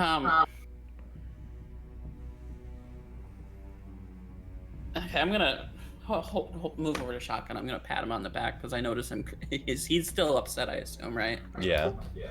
Upset and heading to the mine. We're heading right on the fuck in. By the way, Shaka, you can put your pike back into your inventory because you will notice that was on the material plane as it went through the vortex. Oh, okay, cool. Thank you. God, I don't recognize any of these things at all. So I'm gonna probably. It's a very nice sling, right? Yes, it is. As a matter of fact, if anyone else were to look at it, they would know that it is it's 7 sling. I'm holding them out so people can see them.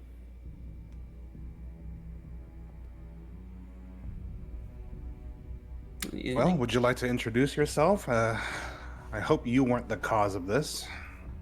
I have no clue what was going on there, to be fair. All I know is one of you guys bumped. Oh no, the big guy, him. I'm gonna point to Shaka. He bumped into me, and then we were there. Those portals always make me sick, and I barely know it. It takes me a bit to realize what's happening. My name is Milmar. Who are you? Were you all, by the way? I don't think we ever got names while we were in that other plane. You can call me Arturo. Arturo. I'm gonna inspect him over and you're made of metal, Arturo? That's right. Interesting. What about you? I'm gonna point to the guy with the mask. They're gonna do some signing, which, unless you speak common sign, you won't understand. I don't. This is Calypso. Calypso. Interesting. Ramad. Interesting. He doesn't speak. No, they'll shake their head. Oh. All right. Well, what about you, big guy? The one you what? You know that really hurt. You that hurt a lot, honestly. He's already like walking away. Oh, he's already left. Okay, I clearly didn't notice too well. At that point, Tara is gonna say, "If we walk and talk, we can catch him pretty quickly. We'll explain everything there. On the way there." I'll start walking with my bag in hand. My bag's gonna be very angry, though. It's kind of agitated. It's always agitated. One of the main things you'll notice about the bag is it's made completely out of leather. It has what look like 4 feet on the bottoms of it, and it has very sharp pointed rusted nails for teeth and a very long leather tongue. I'm gonna let everyone else leave first and bring up the rear. By the way, and you're asking people who they were, you kind of left Darts out. Ooh. That's right. Well, I didn't leave him out. We kind of, our attention got focused elsewhere. Yeah, that's fine. I mean, while you guys are walking and talking, are you gonna... Oh, has everyone left? No, I'll Shaka's dutiful. He knows where he's going. At least he likes to think he is. I think Darts would be full speed behind Shaka. Yeah, so I wouldn't even get a chance to talk to Darts either. Okay. So I'll be following along behind them until we get to our destination. All right. As you guys are following along, Tara's gonna kind of insert herself next to you, Mimar, and she says, "To catch you up to speed, we weren't meaning to run into you like that. My apologies, but we're kind of in a rush mission to save a family member of mine from dire straits." Interesting. What type of straits? Banditry. Ooh, bandits. Perhaps even Not worse. to interrupt, but if everyone's left, right, other than me, Yeah. okay, I'll just give a small moment of silence and I'll give a salute and I'll double time it to catch up. I don't even. My Milmar didn't even see seven, so that entire thing didn't affect him. Well, anyways, Tara's gonna say banditry and, well, maybe worse, of the cult variety. Ooh, cults. Interesting. Do we know what type of cults? Maybe I've heard of them. As she's kind of running along, she says, "Well, I believe your newfound friends would know a little bit more than I. They just started running towards the mines as they had come from a dwarven domicile." Well, I guess we'll find out when we get to these mines. Then what we'll do. We'll have to stop and chat more. We need to all be up to speed, I feel. There's no sense in rushing in. Archer, as you catch up and you kind of hear this going on, do you chip in? I don't. I'm just going to listen. Okay. Well, with Shaka and Darts kind of in the front, as you come around another bend, you're going to see that the forested area kind of lends itself over to a clearing. In that clearing, I'm going to go ahead and put your tokens down first. You're going to see on the far end that there is a kind of like a gateway, if you will, like an entrance. I'll go ahead and share that with you, kind of what it looks like. Bless AI generated art, because God, Lord knows if I'll ever be able to find anything that actually depicts what I want it to. So What's that? this is a non-magical gateway, right? Correct. This is Okay. as mundane as it gets. And this is heading into the mine. Correct. I'll even go ahead and open that up for you.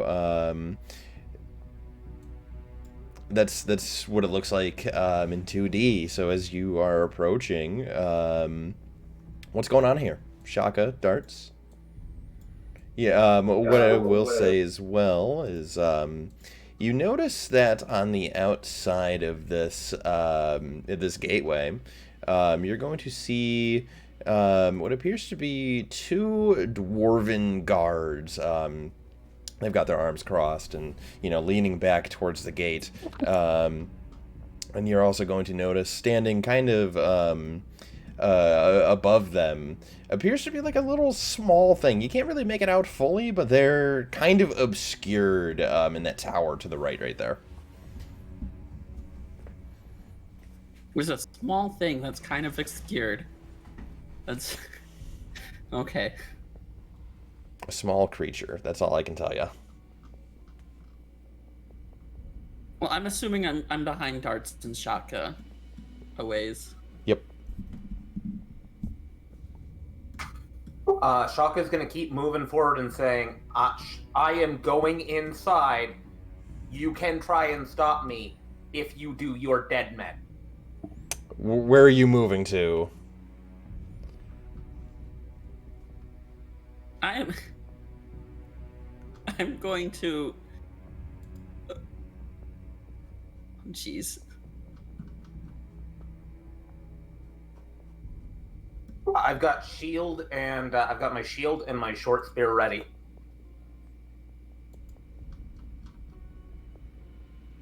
I'm gonna move up behind Shaka.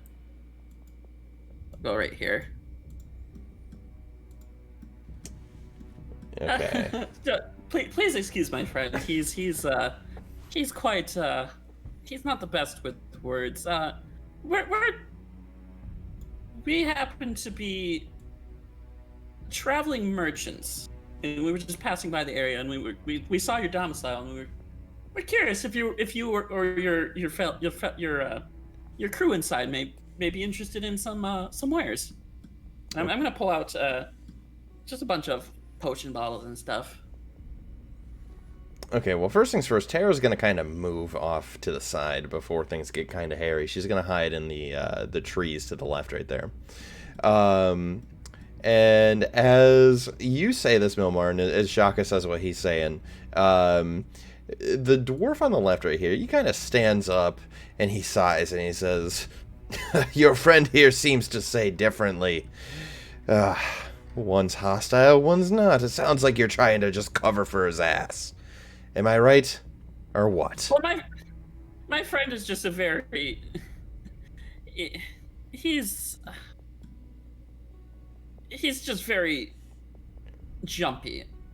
And he's as traveling merchants, he's our guard, and he needs to be jumpy. So I expected a little, but he needs to calm down a little. And just gently pat him on the back.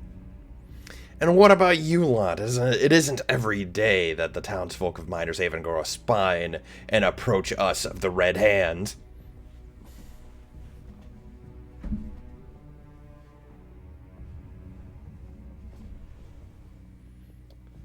Arturo, Darts, Shaka, do you guys respond to this? I want to see how this pans out. I'm just gonna say nothing and act like almost like a beast of burden. I am gonna stay silent as well, sticking onto the side of Shaka, prepared to react in case he overreacts. I am... Okay, wait a second. One second. It's all good.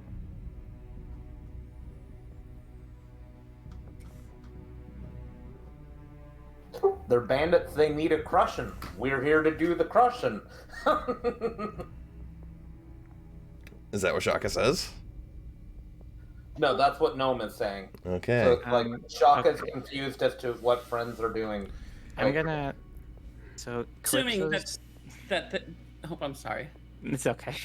Calypso is just gonna roll their eyes at this odd display of almost diplomacy for these obvious bandits, and they're gonna just start running up to the one on the left. They're not looking to lose any more friends today. If Calypso's going to the left, Shaka's going to the right. Okay. I'm gonna sigh and I'm All gonna be right. like, I guess we can't. Calypso's gonna try and hit this dude on the left, I guess. Well, Seeing at least this, I seeing this as an engagement, the dwarves are going to unsheath their not their short swords, their axes, and they're going to say, "Well, it looks like the townsfolk are picking a fight. Wait till the boss hears about this. We're gonna be burning down more than just their small churches." Go ahead and roll initiative. All right.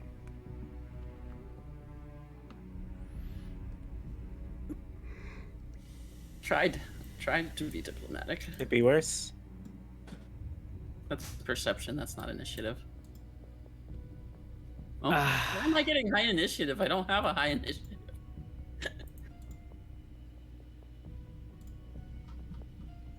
Okay, so we are going to start with this guy. So, peering from above, you see what appears to be a small goblin. He's got himself a nice little short bow. And he's going to target... Oh, that was not supposed to happen. I need to switch that, and okay. And an ad started playing, that's why I got a little weird. Okay, so Goblin Sniper is going to target the one who is closest to him, so Shaka. You're getting attacked with a short bow.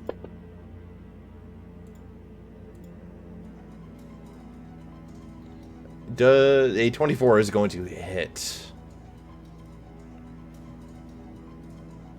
Do not appreciate. Alright, and you are going to take 8 piercing damage as that hits you.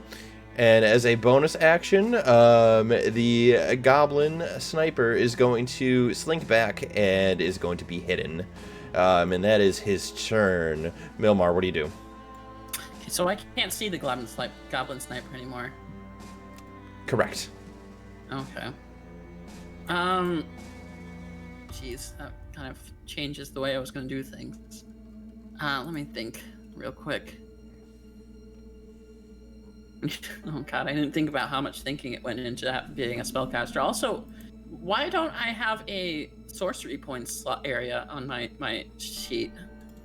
Good question. I'm not entirely sure how sorcery points can be really tracked in Fantasy Grounds. You may be able to add like another power, and then have it track like spell slots.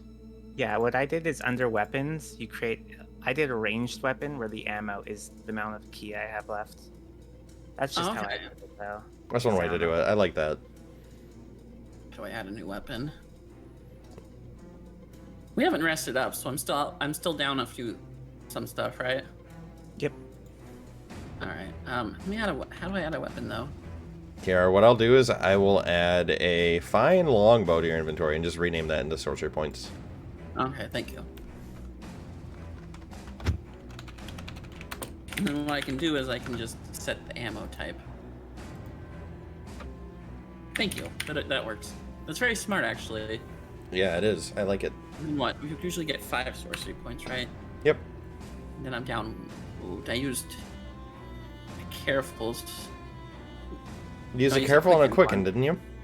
No, I just used the quickened. I was going to use the careful, but then I stepped forward a bit. Then yeah, the quickened would be 2. All right, there we go. I'm sorry, that took a bit of time. So I'm going to.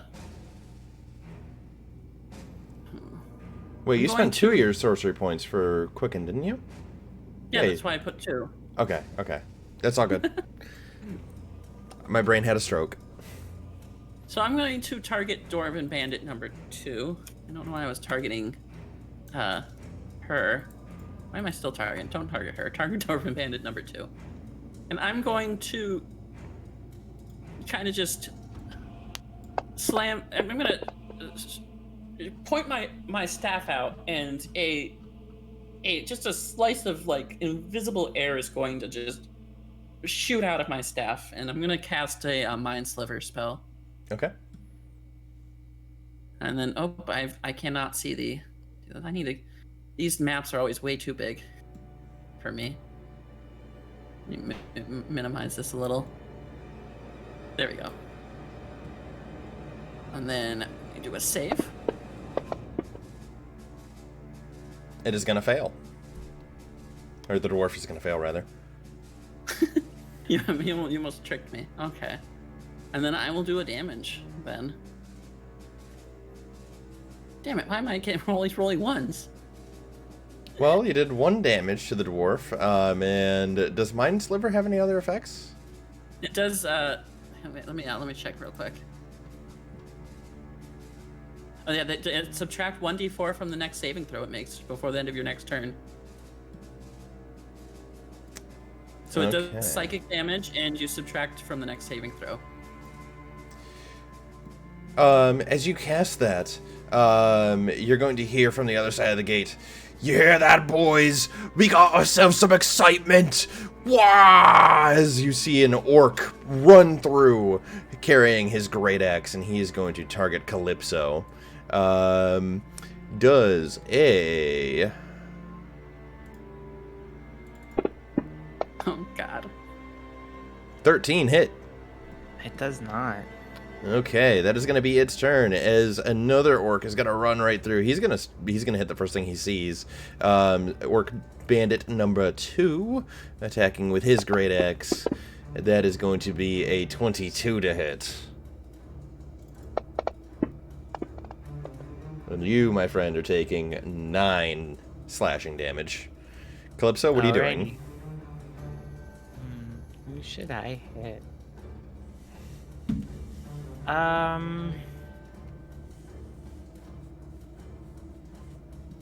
me see. I'm gonna target, not Dwarven Bandit 2. I'm gonna target Orc Bandit 1. So I'm gonna try and hit him with my punchy punch. Change it back to psych. Oops. That's not what I meant to do. Alright. Let me change that back to psychic damage. Alright, and let's see if I can hit.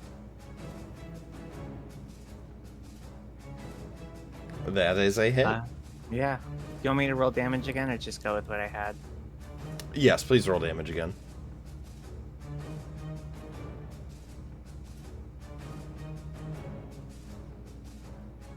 Did it work? No, it didn't. No? Okay. There we go. There you go. You did more damage. Yeah. It worked out. And then as my bonus action, I'm going to use one more unarmed strike. Oh. Never mind. I did forget to ask, are these lethal or non-lethal? Non-lethal. Okay. I just wanted to make sure because you didn't say anything about that, so... Right. That's fair. Alright, and is that your My turn? Yep. Shaka, what are you doing? The dwarf bandit in front of me is getting stabbed with a spear. Fair enough.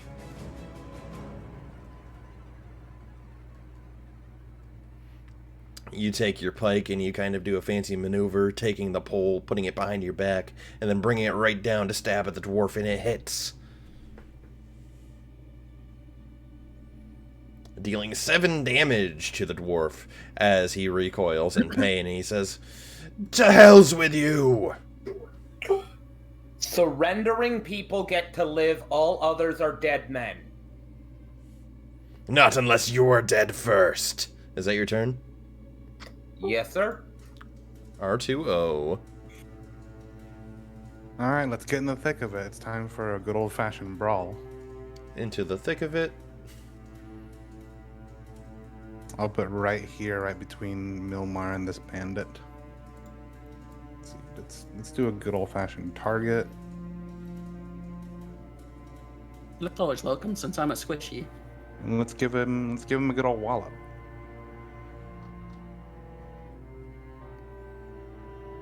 Ooh, that's a good hit.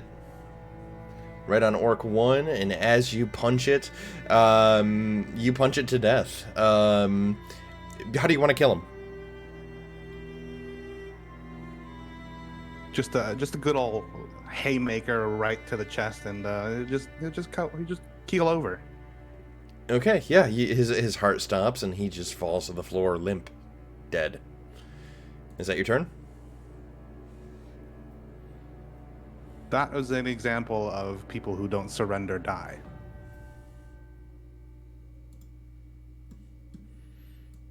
This bandit is going to move out. Let's see. We're going to bring him over here. And as he emerges, you see him. He's like hunched over, and he's grabbing a crossbow. And he says, "One thing that you don't realize is that you are outnumbered, and you will be the ones to die here today." And he's gonna take his light crossbow and take a shot at you, Arturo. And that is going to hit. So he is going to get a sneak attack on you. And that is going to be dealing 10 damage. And that is going to be his turn. Darts, what are you doing? Alright, I'm gonna go ahead and pull out both of my daggers and just get over here and stab at this guy twice. All right, let's see it.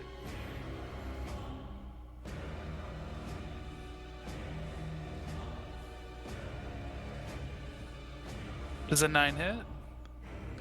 On this bandit, a 9 is going to most likely miss. Yep. Okay.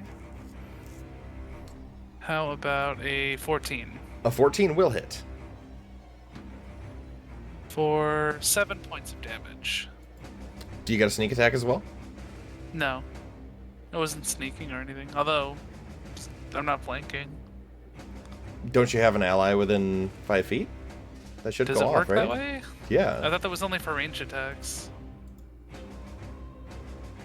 Pretty sure that's for any attack that's within 5 feet. Okay.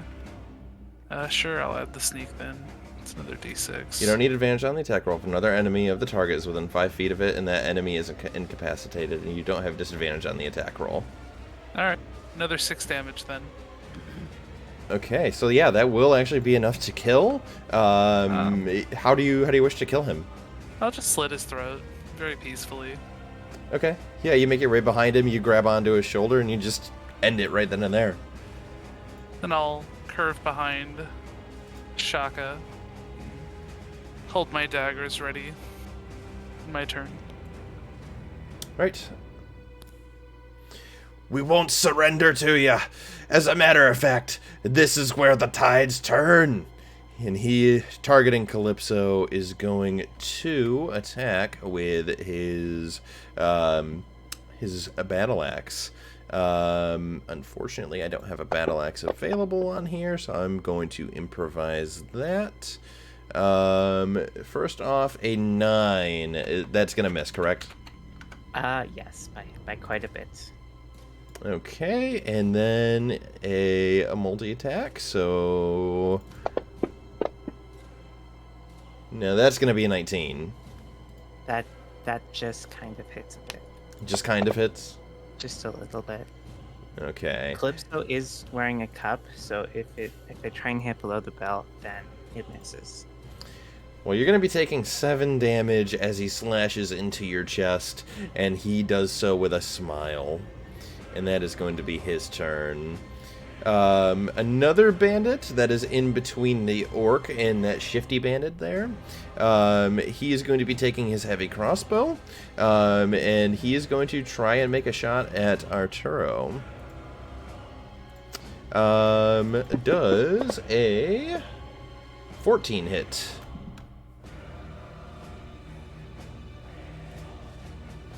Which bandit? There's a bandit in between the orc and the shifty bandit. It's bandit number 1. Seeing that it doesn't hit, Tara's going to take an opportunity, and she is going to target... she's going to go ahead and target Dwarven bandit number 2. She's going to take her short bow, shoot, and unfortunately miss. And that is going to bring initiative back up to the sniper. Sniper's going to reemerge. He's going to aim at Shaka still. Yeah, he's going to aim at Shaka still, and he's going to try to go for a short bow shot. And that's a 24 to hit. Not looking good, as Shaka's going to take 8 damage here. Okay. That's not great. Milmar, what do you do? Did he not? He didn't move back, did he? He didn't move back, no. I kind of went a bit too quick there. For his bonus action, he is going to take the hide action, and he is going to slink back down. Damn it. Okay. Geez. Okay. Let's see. I am going to. I'm gonna. I'm okay. So it's what? Let me see real quick. The careful spell is only 1 point, right? Yeah. So I'm gonna use this careful spell. And seeing as both the bandits are in front of me, and I'm going to. Let's see. We'll take that off the careful spell. We'll take off all the sorcery points. I'm gonna cast Color Spray, but I'm gonna cast it as a level 2 spell. Ooh, okay. So again, extra D10, right? Yeah. 2D10. So it would be. It's usually 1d10, 10, yeah. There's 6d10 plus an extra 2d10, so it's 8d10. So I get 8 Yep. d10s? Yep. So All right. again, right click the 5, and then right click an additional 3 7, times. 8.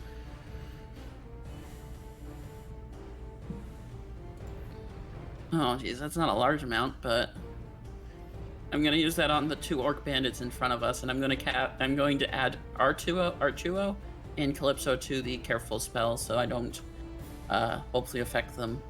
All right, it'll be the orc bandit and the dwarf bandit, and both of them are blinded. Unfortunately, it will not blind anybody else, but that's a good advantage point right there. And is there anything else you can do? Can you say, unfortunately, it won't blind anyone else? Yep. I'm rooting for you guys. I really am. I don't believe you, but it's okay. I can't really do anything else at the moment. Let me see. Could do that, I guess, but no, we'll save that for later. And then then I'm good. I'm gonna end. Okay.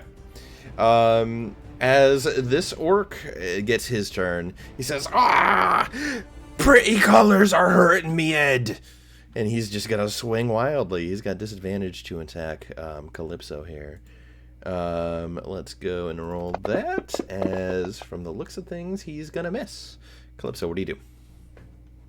I'm gonna start swinging at this dwarven man in front of me. Now, important question: is this a hot dwarf or a regular one? All dwarves are hot. Judging by the alignment of the moon and the sun, he's got a pretty low charisma score, so he's Okay. below average. Okay, good to know. Alright, I guess that's 17 to hit, didn't count. I'll try again. Oh, does charisma affect how hot you are? 18. Not bad. No, color spray doesn't affect, unfortunately. If you were to set him on fire, I might have a different opinion, though. Alright, second attack, baby. That's a hit. Goddamn, with those 23s. Okay, so you very quickly attack pressure points, and he doesn't even get a chance. He just falls down to the ground upon that second hit. He is unconscious. His poor brain got zooted real hard. I'm gonna mark him as 1 HP just so we know that he's still conscious. Well, he's unconscious, but he's not dead. Right. And actually, no. I know how to do this. His faction will be marked as none. Okay, is that your turn? Yep. Alright, Shaka, what are you doing? You got yourself a blind orc, and then you've got the rest of these shifty motherfuckers. I'm gonna be stepping up so that I can kind of act as a wall, so that my friends who have lower ACs are not gonna be like the main targets. Like, I'm just gonna be big wall man as I stab this orc in the body. Okay, let's see it happen.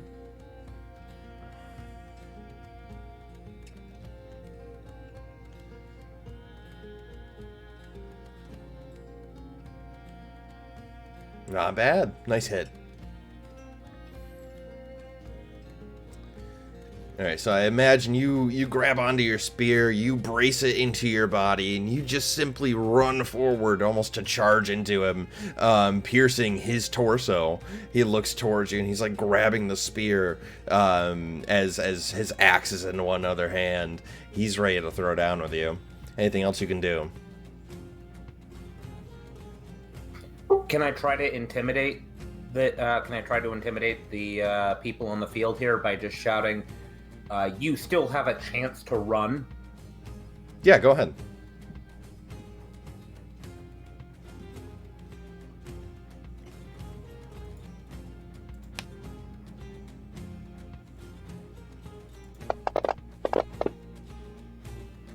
Well, it can't work all the time. Yep, they seem to be holding their steadfast resolve. And I'm assuming that's now your turn. Yes, sir. R2O, what do you do? All right, time to step over this guy's dead body and throw a mean left hook. All right, let's see it happen. Oh, do I have advantage? Yes, because he's blinded. Oh, right. That's a hit. And I'm assuming same thing is going to happen. You basically just sucker punched him. Oh, yeah. Sucker punch, and he's going to have his own little heart failure incident. Yeah, I mean, thunder damage does that to a motherfucker. Anything else you want to do? No, I'm good. I'm just going to stand there, like, menacingly. Understandable. All right, Shifty Bandit's turn. He is going to... He's going to run over here, climb up this scaffolding, and he's going to run up the wall. And as he gets up here, he's going to say, "It would be more efficient if more than one of you died at the same time. I am going to choose you, you, and you." As he throws 3 daggers, one hitting Calypso, or not hitting it, one attacking Calypso, one attacking Arturo, and then the other attacking Shaka. So let's roll that. All 3 are going to miss. And that is going to be his turn. Darts, what do you do? I am gonna run up to the guy in front of me, do the same thing I did last turn. It'd be more efficient for you to try to kill us if you were not terrible at your job, sir. There's no one in front of you, though, is there? Oh, is this guy dead? Yeah, that guy is dead. Oh. I mean, he's on my Dart- map. Darts is just about to stab a dead body a few more times. I don't know. I don't know. He's alive on my map. He didn't move or get X'd out. I didn't know. Would you like an updated kind of situation? No.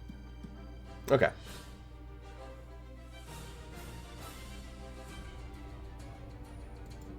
As you move up to this guy, I do want to say that he is up there. That's about it's about 15 feet up on the wall right there. I will climb the wall. That's right. You do have a climb speed, don't you? Yeah. All right. Are you positioning yourself below him, right next to him?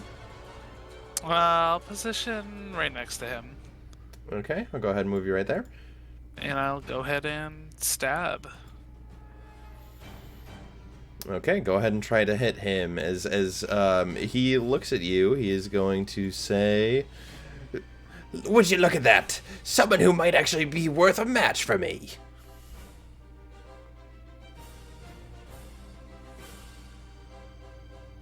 So I'll go 1. Does a 10 hit? A 10 is going to miss the Shifty Bandit. Alright. And then... Oh, wow. Yeah, no, the dice don't like me today. That's my turn. Unfortunate. Alright, as those misses happen, he's going to laugh at you and taunt you. Perhaps not a match at all. What an embarrassment you lot are! Bandit number 1 here. Well, technically, you're 3 times worse than him right now. Ooh. His eyes are going to dart back towards you, and he says, I'll make you rue those words. I'm right here. And so are these 2. I point at the 2 bodies I dropped. Okay, bandit number 1 here is actually going to turn around, kind of stepping backwards. He's going to load his crossbow, taking a shot at you, Arturo. That's gonna hit for a lot of damage. And he's gonna continue running back into the mines. And that is where he's gonna be. Tara's turn. She's going to target the shifty bandit, and she's going to take a shot with her bow. And it looks like the shot just goes way over the wall, and it's going to hit the cliff face beyond the gates, making the initiative cycle back to the goblin sniper. He's going to pop out again, and he's going to take another shot at Shaka. And looks like this one's going to miss, so he's going to actually pop back down, hide, and that'll be his turn. Milmar, what do you do? I can assume I can see the shifty bandit, right? Yes. He is engaged in combat with darts. Where is he? He's on a wall? Yes, he's on top of the wall right there, which is 15 feet high. The way I described it, like there's scaffolding behind the gate. He climbed up the scaffolding and then climbed up the wall, and he did a 3 dagger attack on Shaka, Calypso, and Arturo. Okay. Jeez. And then the bandit, the archer is over on the right, is on a different part of the scaffolding, I assume. The archer. Yeah, he's on a tower, like a small watchtower, and then another bandit took a shot at Arturo just now and then ran into the mines, presumably going to alert the others that there are people assaulting the gates. Okay, I'm kind of... So I can see the watchtower then? Correct. Wait, how far is that, actually? The watchtower is about 15 feet from you. 15 feet? And I can see it. Okay. And this, hopefully this isn't a problematic... This isn't causing any problems, but I'm gonna use a phase step. And I'm gonna phase step to the watchtower. Okay, where are you wanting to be positioned onto the watchtower? I'm gonna position myself... oh god, I can position anywhere in the watchtower? Because if I can, I'm gonna try to position myself out of line of view from the sniper if I can. Well, I can say any of these spaces that you see is where you can position yourself. Okay, because I can see those. So then I'm gonna... How do I mark things? Okay, here we go. Oh, wait, okay, wait. I'm now finding... That's how I make a cone. Okay, I didn't know that. Right about here, I think, is where I'm gonna pour to. When you poof over there, you see the goblin sniper. He doesn't really notice you. He's hidden right by a barrel that you can assume that that's what he's climbing on top of to take a shot and then climbing right back down. And he's like giggling to himself. The giant one is gonna die after I shoot this one, he says.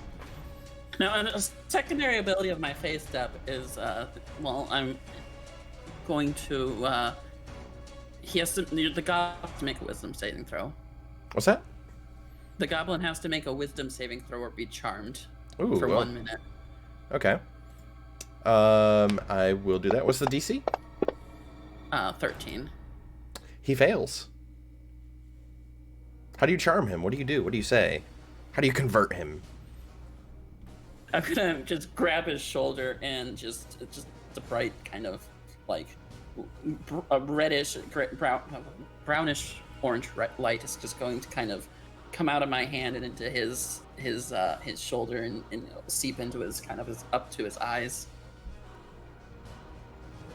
And I'll have him. Well, I can't do anything with him right yet, can I? Well, as you describe that, he just looks at you and he goes, "I understand. The shifty one goes next." He turns back around and he's ready to snipe his former friend. Okay. Calypso, what are you doing? Well, that was a bonus action. Right. What are you doing So next? I can still cast a spell, and I'm going to cast I'll cast a Mind Sliver spell against the Shifty Bandit. Okay. You do see stuff behind you now, by the way. I know that being...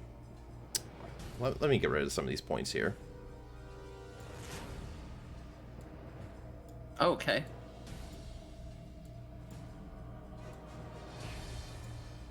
Interesting.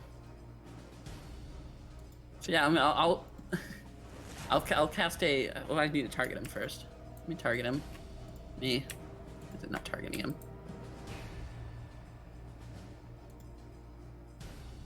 There you go. There you go. You're good. It's or not not. showing that it's targeting him for some reason. You were targeting him a second ago, though. Is it because I have this arrow up? Shouldn't be. Just try clicking him once. Control click. There you go. You're targeting. Okay. It's weird. It doesn't show the targeting thing sometimes. So I'll do a Mind Sliver spell on him. Okay. And then I need to make a saving throw. There we go. And he is going to fail that saving throw. So go ahead and roll your damage, and whatever the other effect happens with Mind Sliver. The other effect is that he 1d4 subtract 1d4 from his next saving throw. Okay, good to know.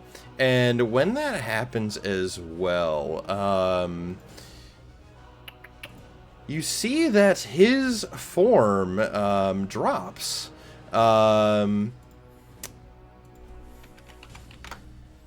One moment.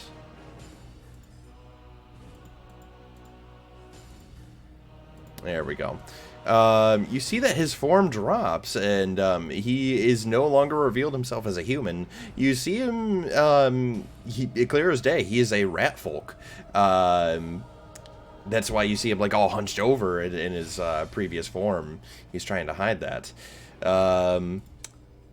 But that said, that is your turn. Calypso, what do you do? Okay. Seems like pretty much everyone's fucked up. I guess I'll go after the Shifty Bandit. Okay, what do you plan on doing here? I plan on punching him. Do your punches have range? Are they on a wall? Yes, he's 15 feet up. Okay. Alright. I will use my... Let's... Hold on. I was here before. What if I... Yep. Alright, let me... Don't accept this quite yet. I'm just checking something. 15...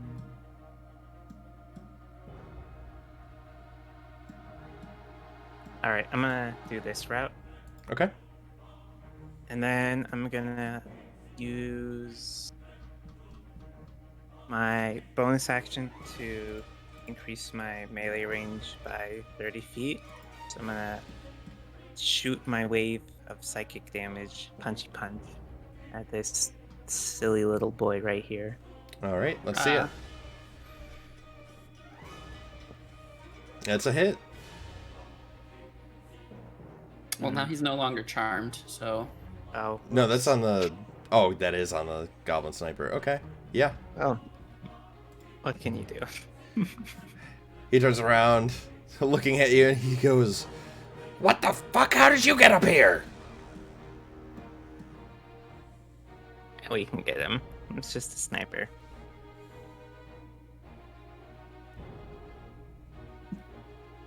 Okay. Is there anything else you wish to do? That's it. Okay. Shaka, what are you doing? All right. Can I see the All right, so the shifty bandit is too high for me. Do I see anyone through the gateway? Okay, so you do see that a bandit ran through into the mines right there. They have promptly fucked off, and well, they're gone.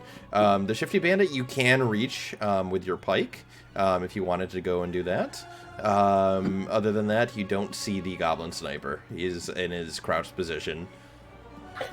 Okay, then I'm gonna swap from my short spear to the pike, and then I'm gonna approach the shifty bandit and let's stab him in the face. Sounds good to me.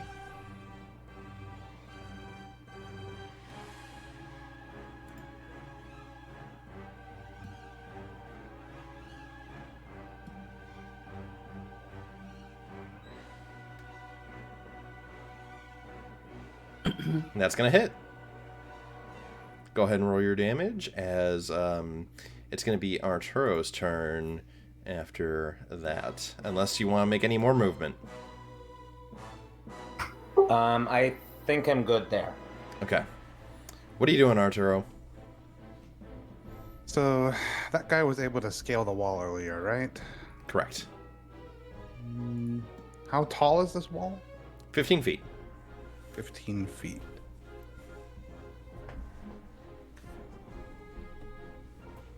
Let's see.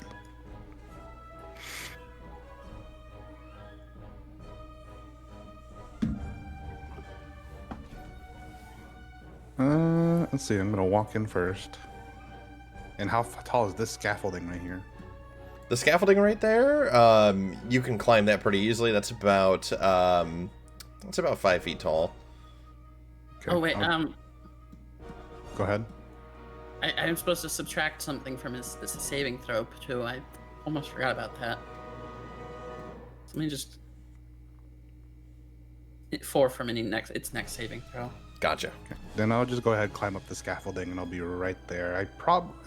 Another like 10 feet up, right? When I said 5 feet, I did lie. It's 10 feet, but there is a ladder right there, so you are able to climb up. Okay, then yeah, I'll walk up to the ladder and I'll climb up the ladder. Okay, so yeah, you're gonna be like 5 feet away from him at this point. You can punch him from where you stand. Oh, okay. Then I punch him from where I stand. Wait, I didn't target anything. Yeah, you kind of just say it's a 6 anyway. It's fine. Okay. Well, that is gonna miss. That is your turn, I'm assuming. Yes. Okay. I'm gonna actually get rid of that wall right there. Shifty Bandit's turn. The rat folk is going to kind of do the same thing he did before, except different this time. He's going to take the disengage bonus action as he jumps down over here. And as he jumps down, he's going to turn around and toss these his rat dagger flurry at Shaka, Arturo, and Darts. Do I get an attack of opportunity from this? It is a bonus action disengage, so no. Okay. How does he? Huh. Okay, so Darts, it looks like it's going to hit against you. You're going to take 1d4 piercing. What did he 7. He got a 23 to hit you. Sad. Yeah. How much do I take? 7. That already calculated them. Okay. Alright, and as he's disengaging, he's going to use his movement speed. Let's see, 5, 10, 15, 20, 25. He's going to get to right there, and that's going to be his turn. Darts, what do you do? I'm gonna. I just realized that I'm at 7 health. What the? I'm gonna get over here on the side of the wall and just try and shoot him. Okay.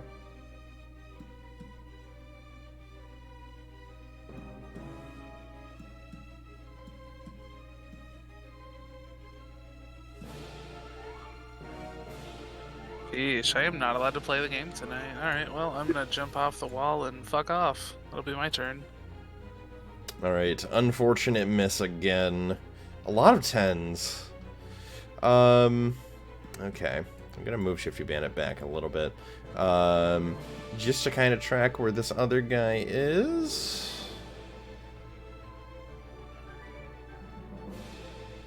Okay.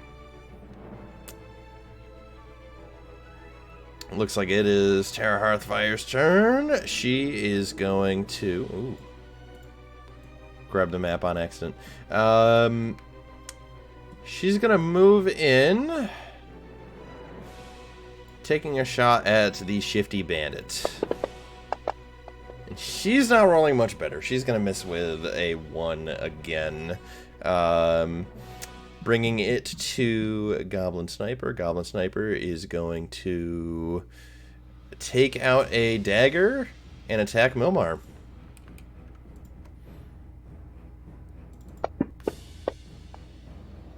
$15, does that hit? I'm pretty sure. Let me check. Yeah. Okay, I don't know why that wasn't targeting. That is going to be 6 damage as that hits you. And as he does that, he's going to run. Do I get an attack of opportunity as he passes by me? You do not. He has an ability called Crafty, which makes it to where he just nimbly swipes on by you, jumps down the wall, and just hops down. And he's going to make it to about right here as his turn ends, bringing it to your turn, Milmar. What do you do? Okay, he's running. I'm going to... Let's see, I don't want to spend too many more extra. So I'm going to cast another Mind Sliver against him. Against the sniper. I'm going to cast a Mind Sliver against the sniper. Okay. Did I target him? Yep, he's targeted right now. Okay. I can only see the targeting when I come. Okay. That makes sense. Maybe that was the issue before. And then I will... Where's my Mind Sliver? There it is. Roll the save. I can't see the dice when I'm rolling the... Well, he did fail, so go ahead and roll your damage. I'm just gonna ahead of time I don't know if, it doesn't really tell me when to do it, so these next saving throw he's gonna subtract 2 from. Alright. You do 3 damage as you do a little owie to the head. Calypso, what do you do? Let's see. What silly goobers can I smack around today? Boop. Boop. I'm gonna move this way. And I'm gonna give him the old little noggin. The old dick twist. I'm gonna give his noggin sunny side up. And that's a hit. This guy's gonna get goofballed so hard. Yep, you bonk him real good, and he is going to be unconscious. Not dead. Okay. Not dead. Alright. Let's go make this guy a goofball McSpazatron, if you will. Okay. Oh, wait. I gotta mark him. I just imagine you gentle fisting these assholes until they're Let's dead. not put it that way. Let's use different phrasing, I think. I missed that one anyway. Yes, unfortunately that is going to miss. And is that your turn? Yep, that's it. Alright, Shaka, what are you doing? So, switching back to my short spear and shield, let's go and stab this guy in the brain. Okay, let's see it happen.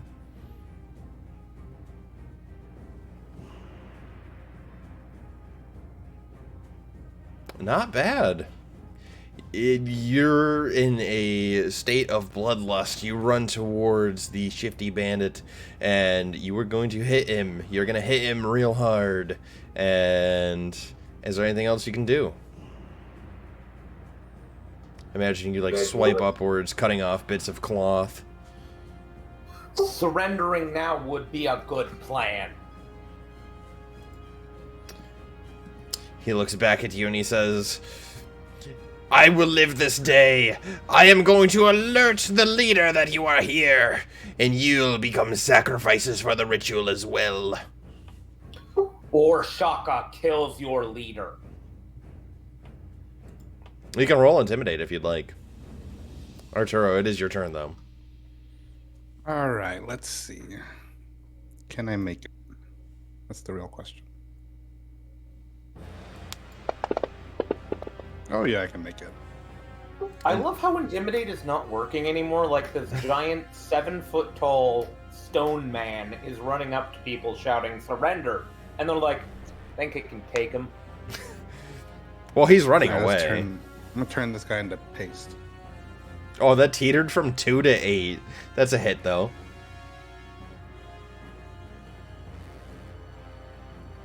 Alright, that is 5 points of thunder damage to the shifty bandit. Unfortunately, that doesn't kill, but that does a bit of damage. Not paste yet. Anything else you can do? I got no. Actually, I'll go ahead. Yeah, I'll do nothing. Nothing? That's it. Job's done. Okay. Paste the next turn. Trust. On the shifty bandit's turn, he is going to cunning action, disengage. Yeah, he's gonna move into the mines. You're gonna be seeing him about 25 feet into the mines, though. That is going to be his turn. No, he is going to do something else. He's going to target you three with his rat dagger flurry. Darn it, none of these are targeting. See, the targeting issues happen to me too, so if it happens to you guys, you know, you're not the only one. Ooh. Arturo, he crits you. Oh. You're taking 6 points of damage as that dagger goes towards, presumably, what fuels your life, and that is going to be his turn. Darts, it's your turn. Dude, That don't even hurt. He crit you and like down to 1 HP. That's fucking insane. So, all the enemies on the field are gone. It's just the dude in the cave. There are 2 dudes in the mines, yes. Although you can see the rat from the outside. So you can potentially target him and make a shot against him. Or if you were to catch up to him, you've got 10, 15, 20, 25, 30, 35, 40 feet of movement to get to him. I will climb on top of this and try and take a shot at the rat. Alright. I will target him for you. Let's see it happen.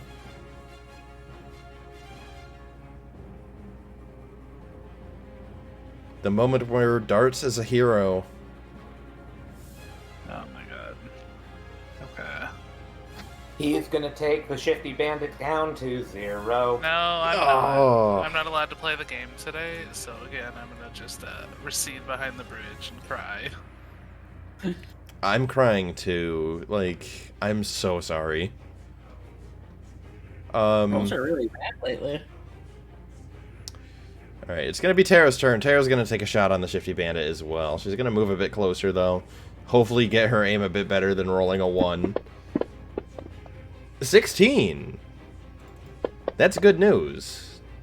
2 damage. That's not good news. Okay, so as that is her turn, Milmar, it's your turn. What do you do? Where's the shifty bandit at? He's 15 feet into the cave. Like, you'll see the cave entrance right there.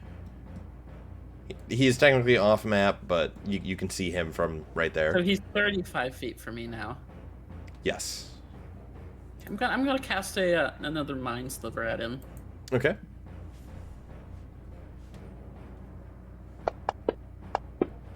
I don't think that was the right roll. Nope, that was the right roll. He did succeed. Oh, he succeeded. That looked like a D6. That's why I said I don't think that. Okay. Alright, and is that your turn? Yeah, for now. All right, Calypso, what do you do? So he's only, what, 15 feet inside the cave? Correct. I'm just gonna fucking book after the man. That is fair. Let Give me him go ahead and just put you on the map, and a I'm little gonna droop. share a new map with you guys. Oh, it's so dark in here. Yes. I'm assuming the reason I can't see anything is because I'm not in the actual map yet. Yeah, that Sounds also like a makes skill sense. issue to me. All right, you're right up. You're right up next to him. Are you gonna go for that attack? Oh, absolutely. You know I am. All right, let's see it happen. Oh, bad news. Oof. Alright, we're gonna try one more time. The shifty bandit does not want to die today. Hello. Get you baited. There you go. One gentle fist, and that will bring the shifty bandit down. With your sight, can you do see the other bandit? I mean, considering you just see him, he's pretty far away. I moved 15 feet inside, right? Right, you moved to where the shifty bandit was, so you are now, well, give or take, we'll say. What do you plan on doing? Moving forward, I'm Ryan? gonna- Just me, or can I Yeah, not I'm see chasing anything? after that guy. Okay. Before...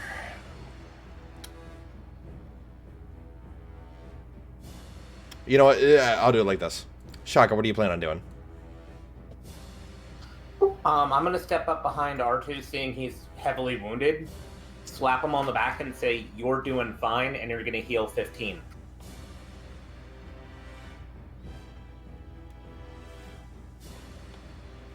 Gotta Lay love on hands for the win, baby. Gotta love lay on hands.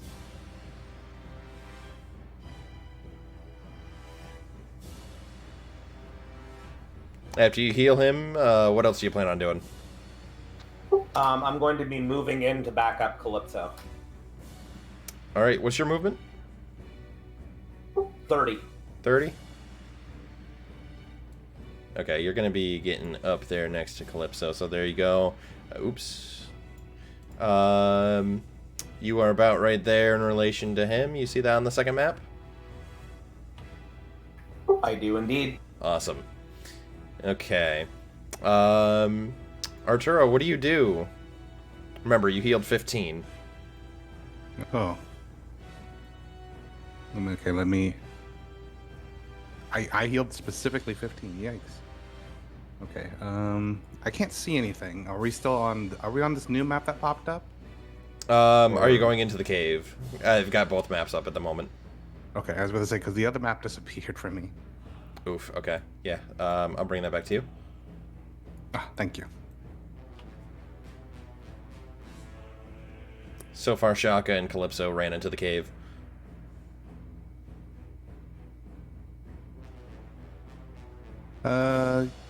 Then yeah, I'll go ahead and go inside too. Okay. Darts, are you going to be going inside to the cave as well? Yeah, I'll join them. And Milmar?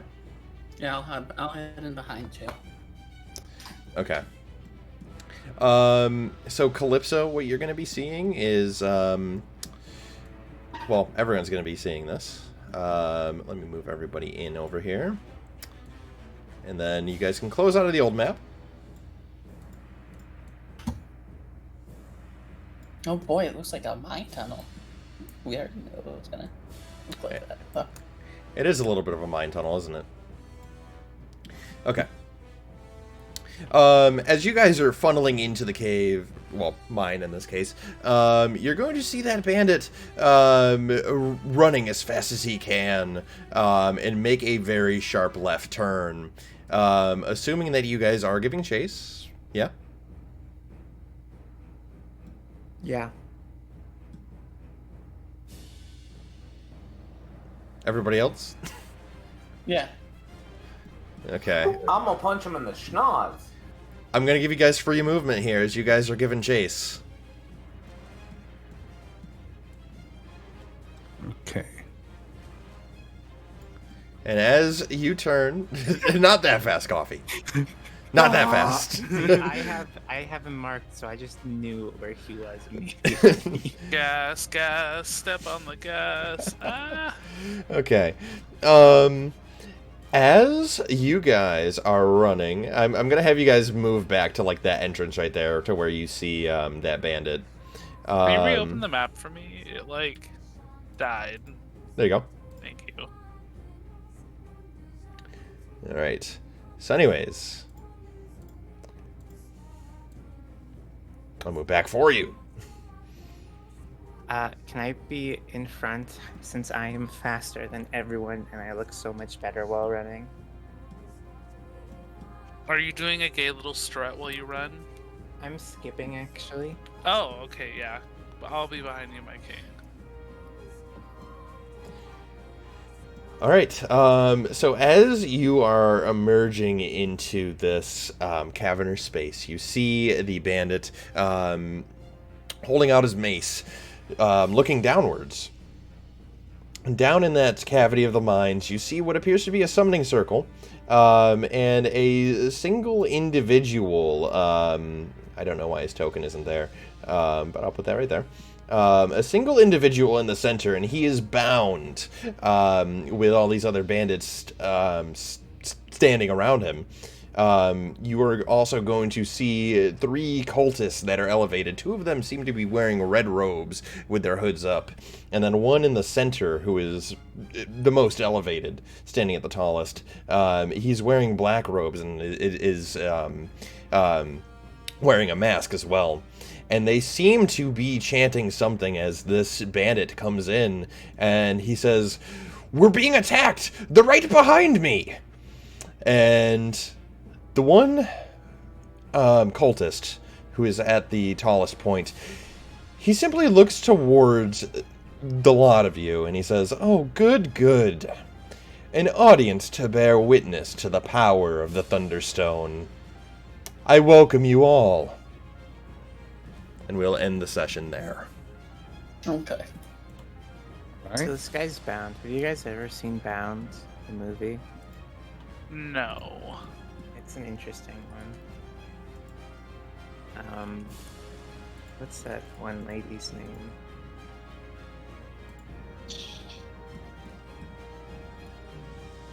Jennifer Tilly. She fingers some other lady on it. That's really all I remember about that movie. Well, I apologize that we ran a bit late, but combat encounter after combat encounter. I also apologize, Ray, that your rolls were as bad as they are tonight. That kind of sucked for you, and I felt so bad. Happens. It does, and You can't look cool every day. unfortunately, it makes for a kind of like lackluster experience, and yeah, I was just cringing the entire time. I'm like, alright, well, you guys got this. Cool. But yeah, thoughts, questions, comments, concerns? What do you guys think of today's session? Well, first off, what did we earn from experience from that last combat encounter? Right, you guys are going to be getting, 1 second here, as I pull that up. I got a pin for that somewhere around here. Well, even if we get the XP, we can't level up until our next rest. That is true. You guys are going to be getting 200 experience from that. Wow. What should Rolling we? in the dough. Yeah, what should we be at right now? 1870 out of 2700. Not bad. So we're at level 4 now, though, so we have to rest up, apparently. We are at level 3 still. Yeah, you're at level 3. You get to level 4 at 2700. It doesn't update it automatically, which is stupid. Well, I thought you said we were leveled up. Yeah, because it was 900 to 3, and Fantasy Grounds didn't update it for me, so I double checked, Oh. and you have to get to 20. I thought it would automatically update it as it went, but it didn't, so that one's on me. Okay. But yeah, you guys have a new comrade, a new ally, so to speak, with Milmar. I'm excited to see more of this character. Did you not like 7? Oh yeah, I was just it was well, that, and also we have a bunch of just dexterity classes, so I thought, why not go a caster, What was 7? a It's a slinger. number.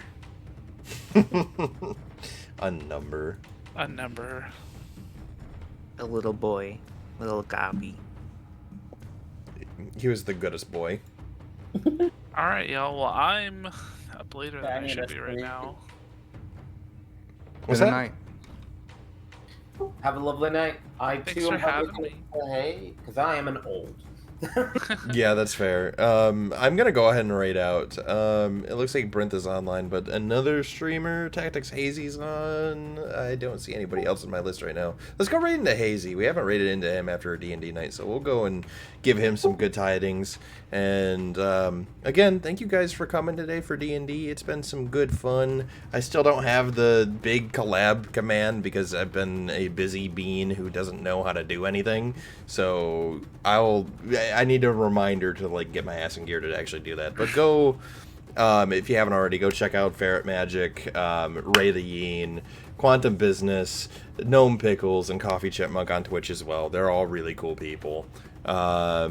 And thank you all for being here. It's been awesome. Thank you for having us. Hell yeah. And Shaka is sorry is sorry to 7. Couldn't save you, but we will next time. Have By a the good night, way, everyone. another thing, Hey. these games are going to be posted on YouTube soon. I got to wait 24 hours for that to go through, as has been made recently aware of. We've also got the Discord as well if you want to come in and hang out over there. Clips and a whole bunch of other fun stuff happen over there, so that is another place. And also, we've got merch now if you want to check that out. Cool. If not, totally understand it. But yeah. I'm buying a mug. That'd be awesome if you do.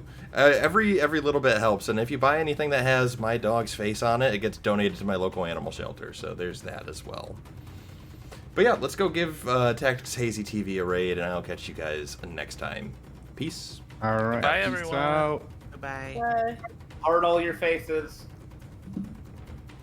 All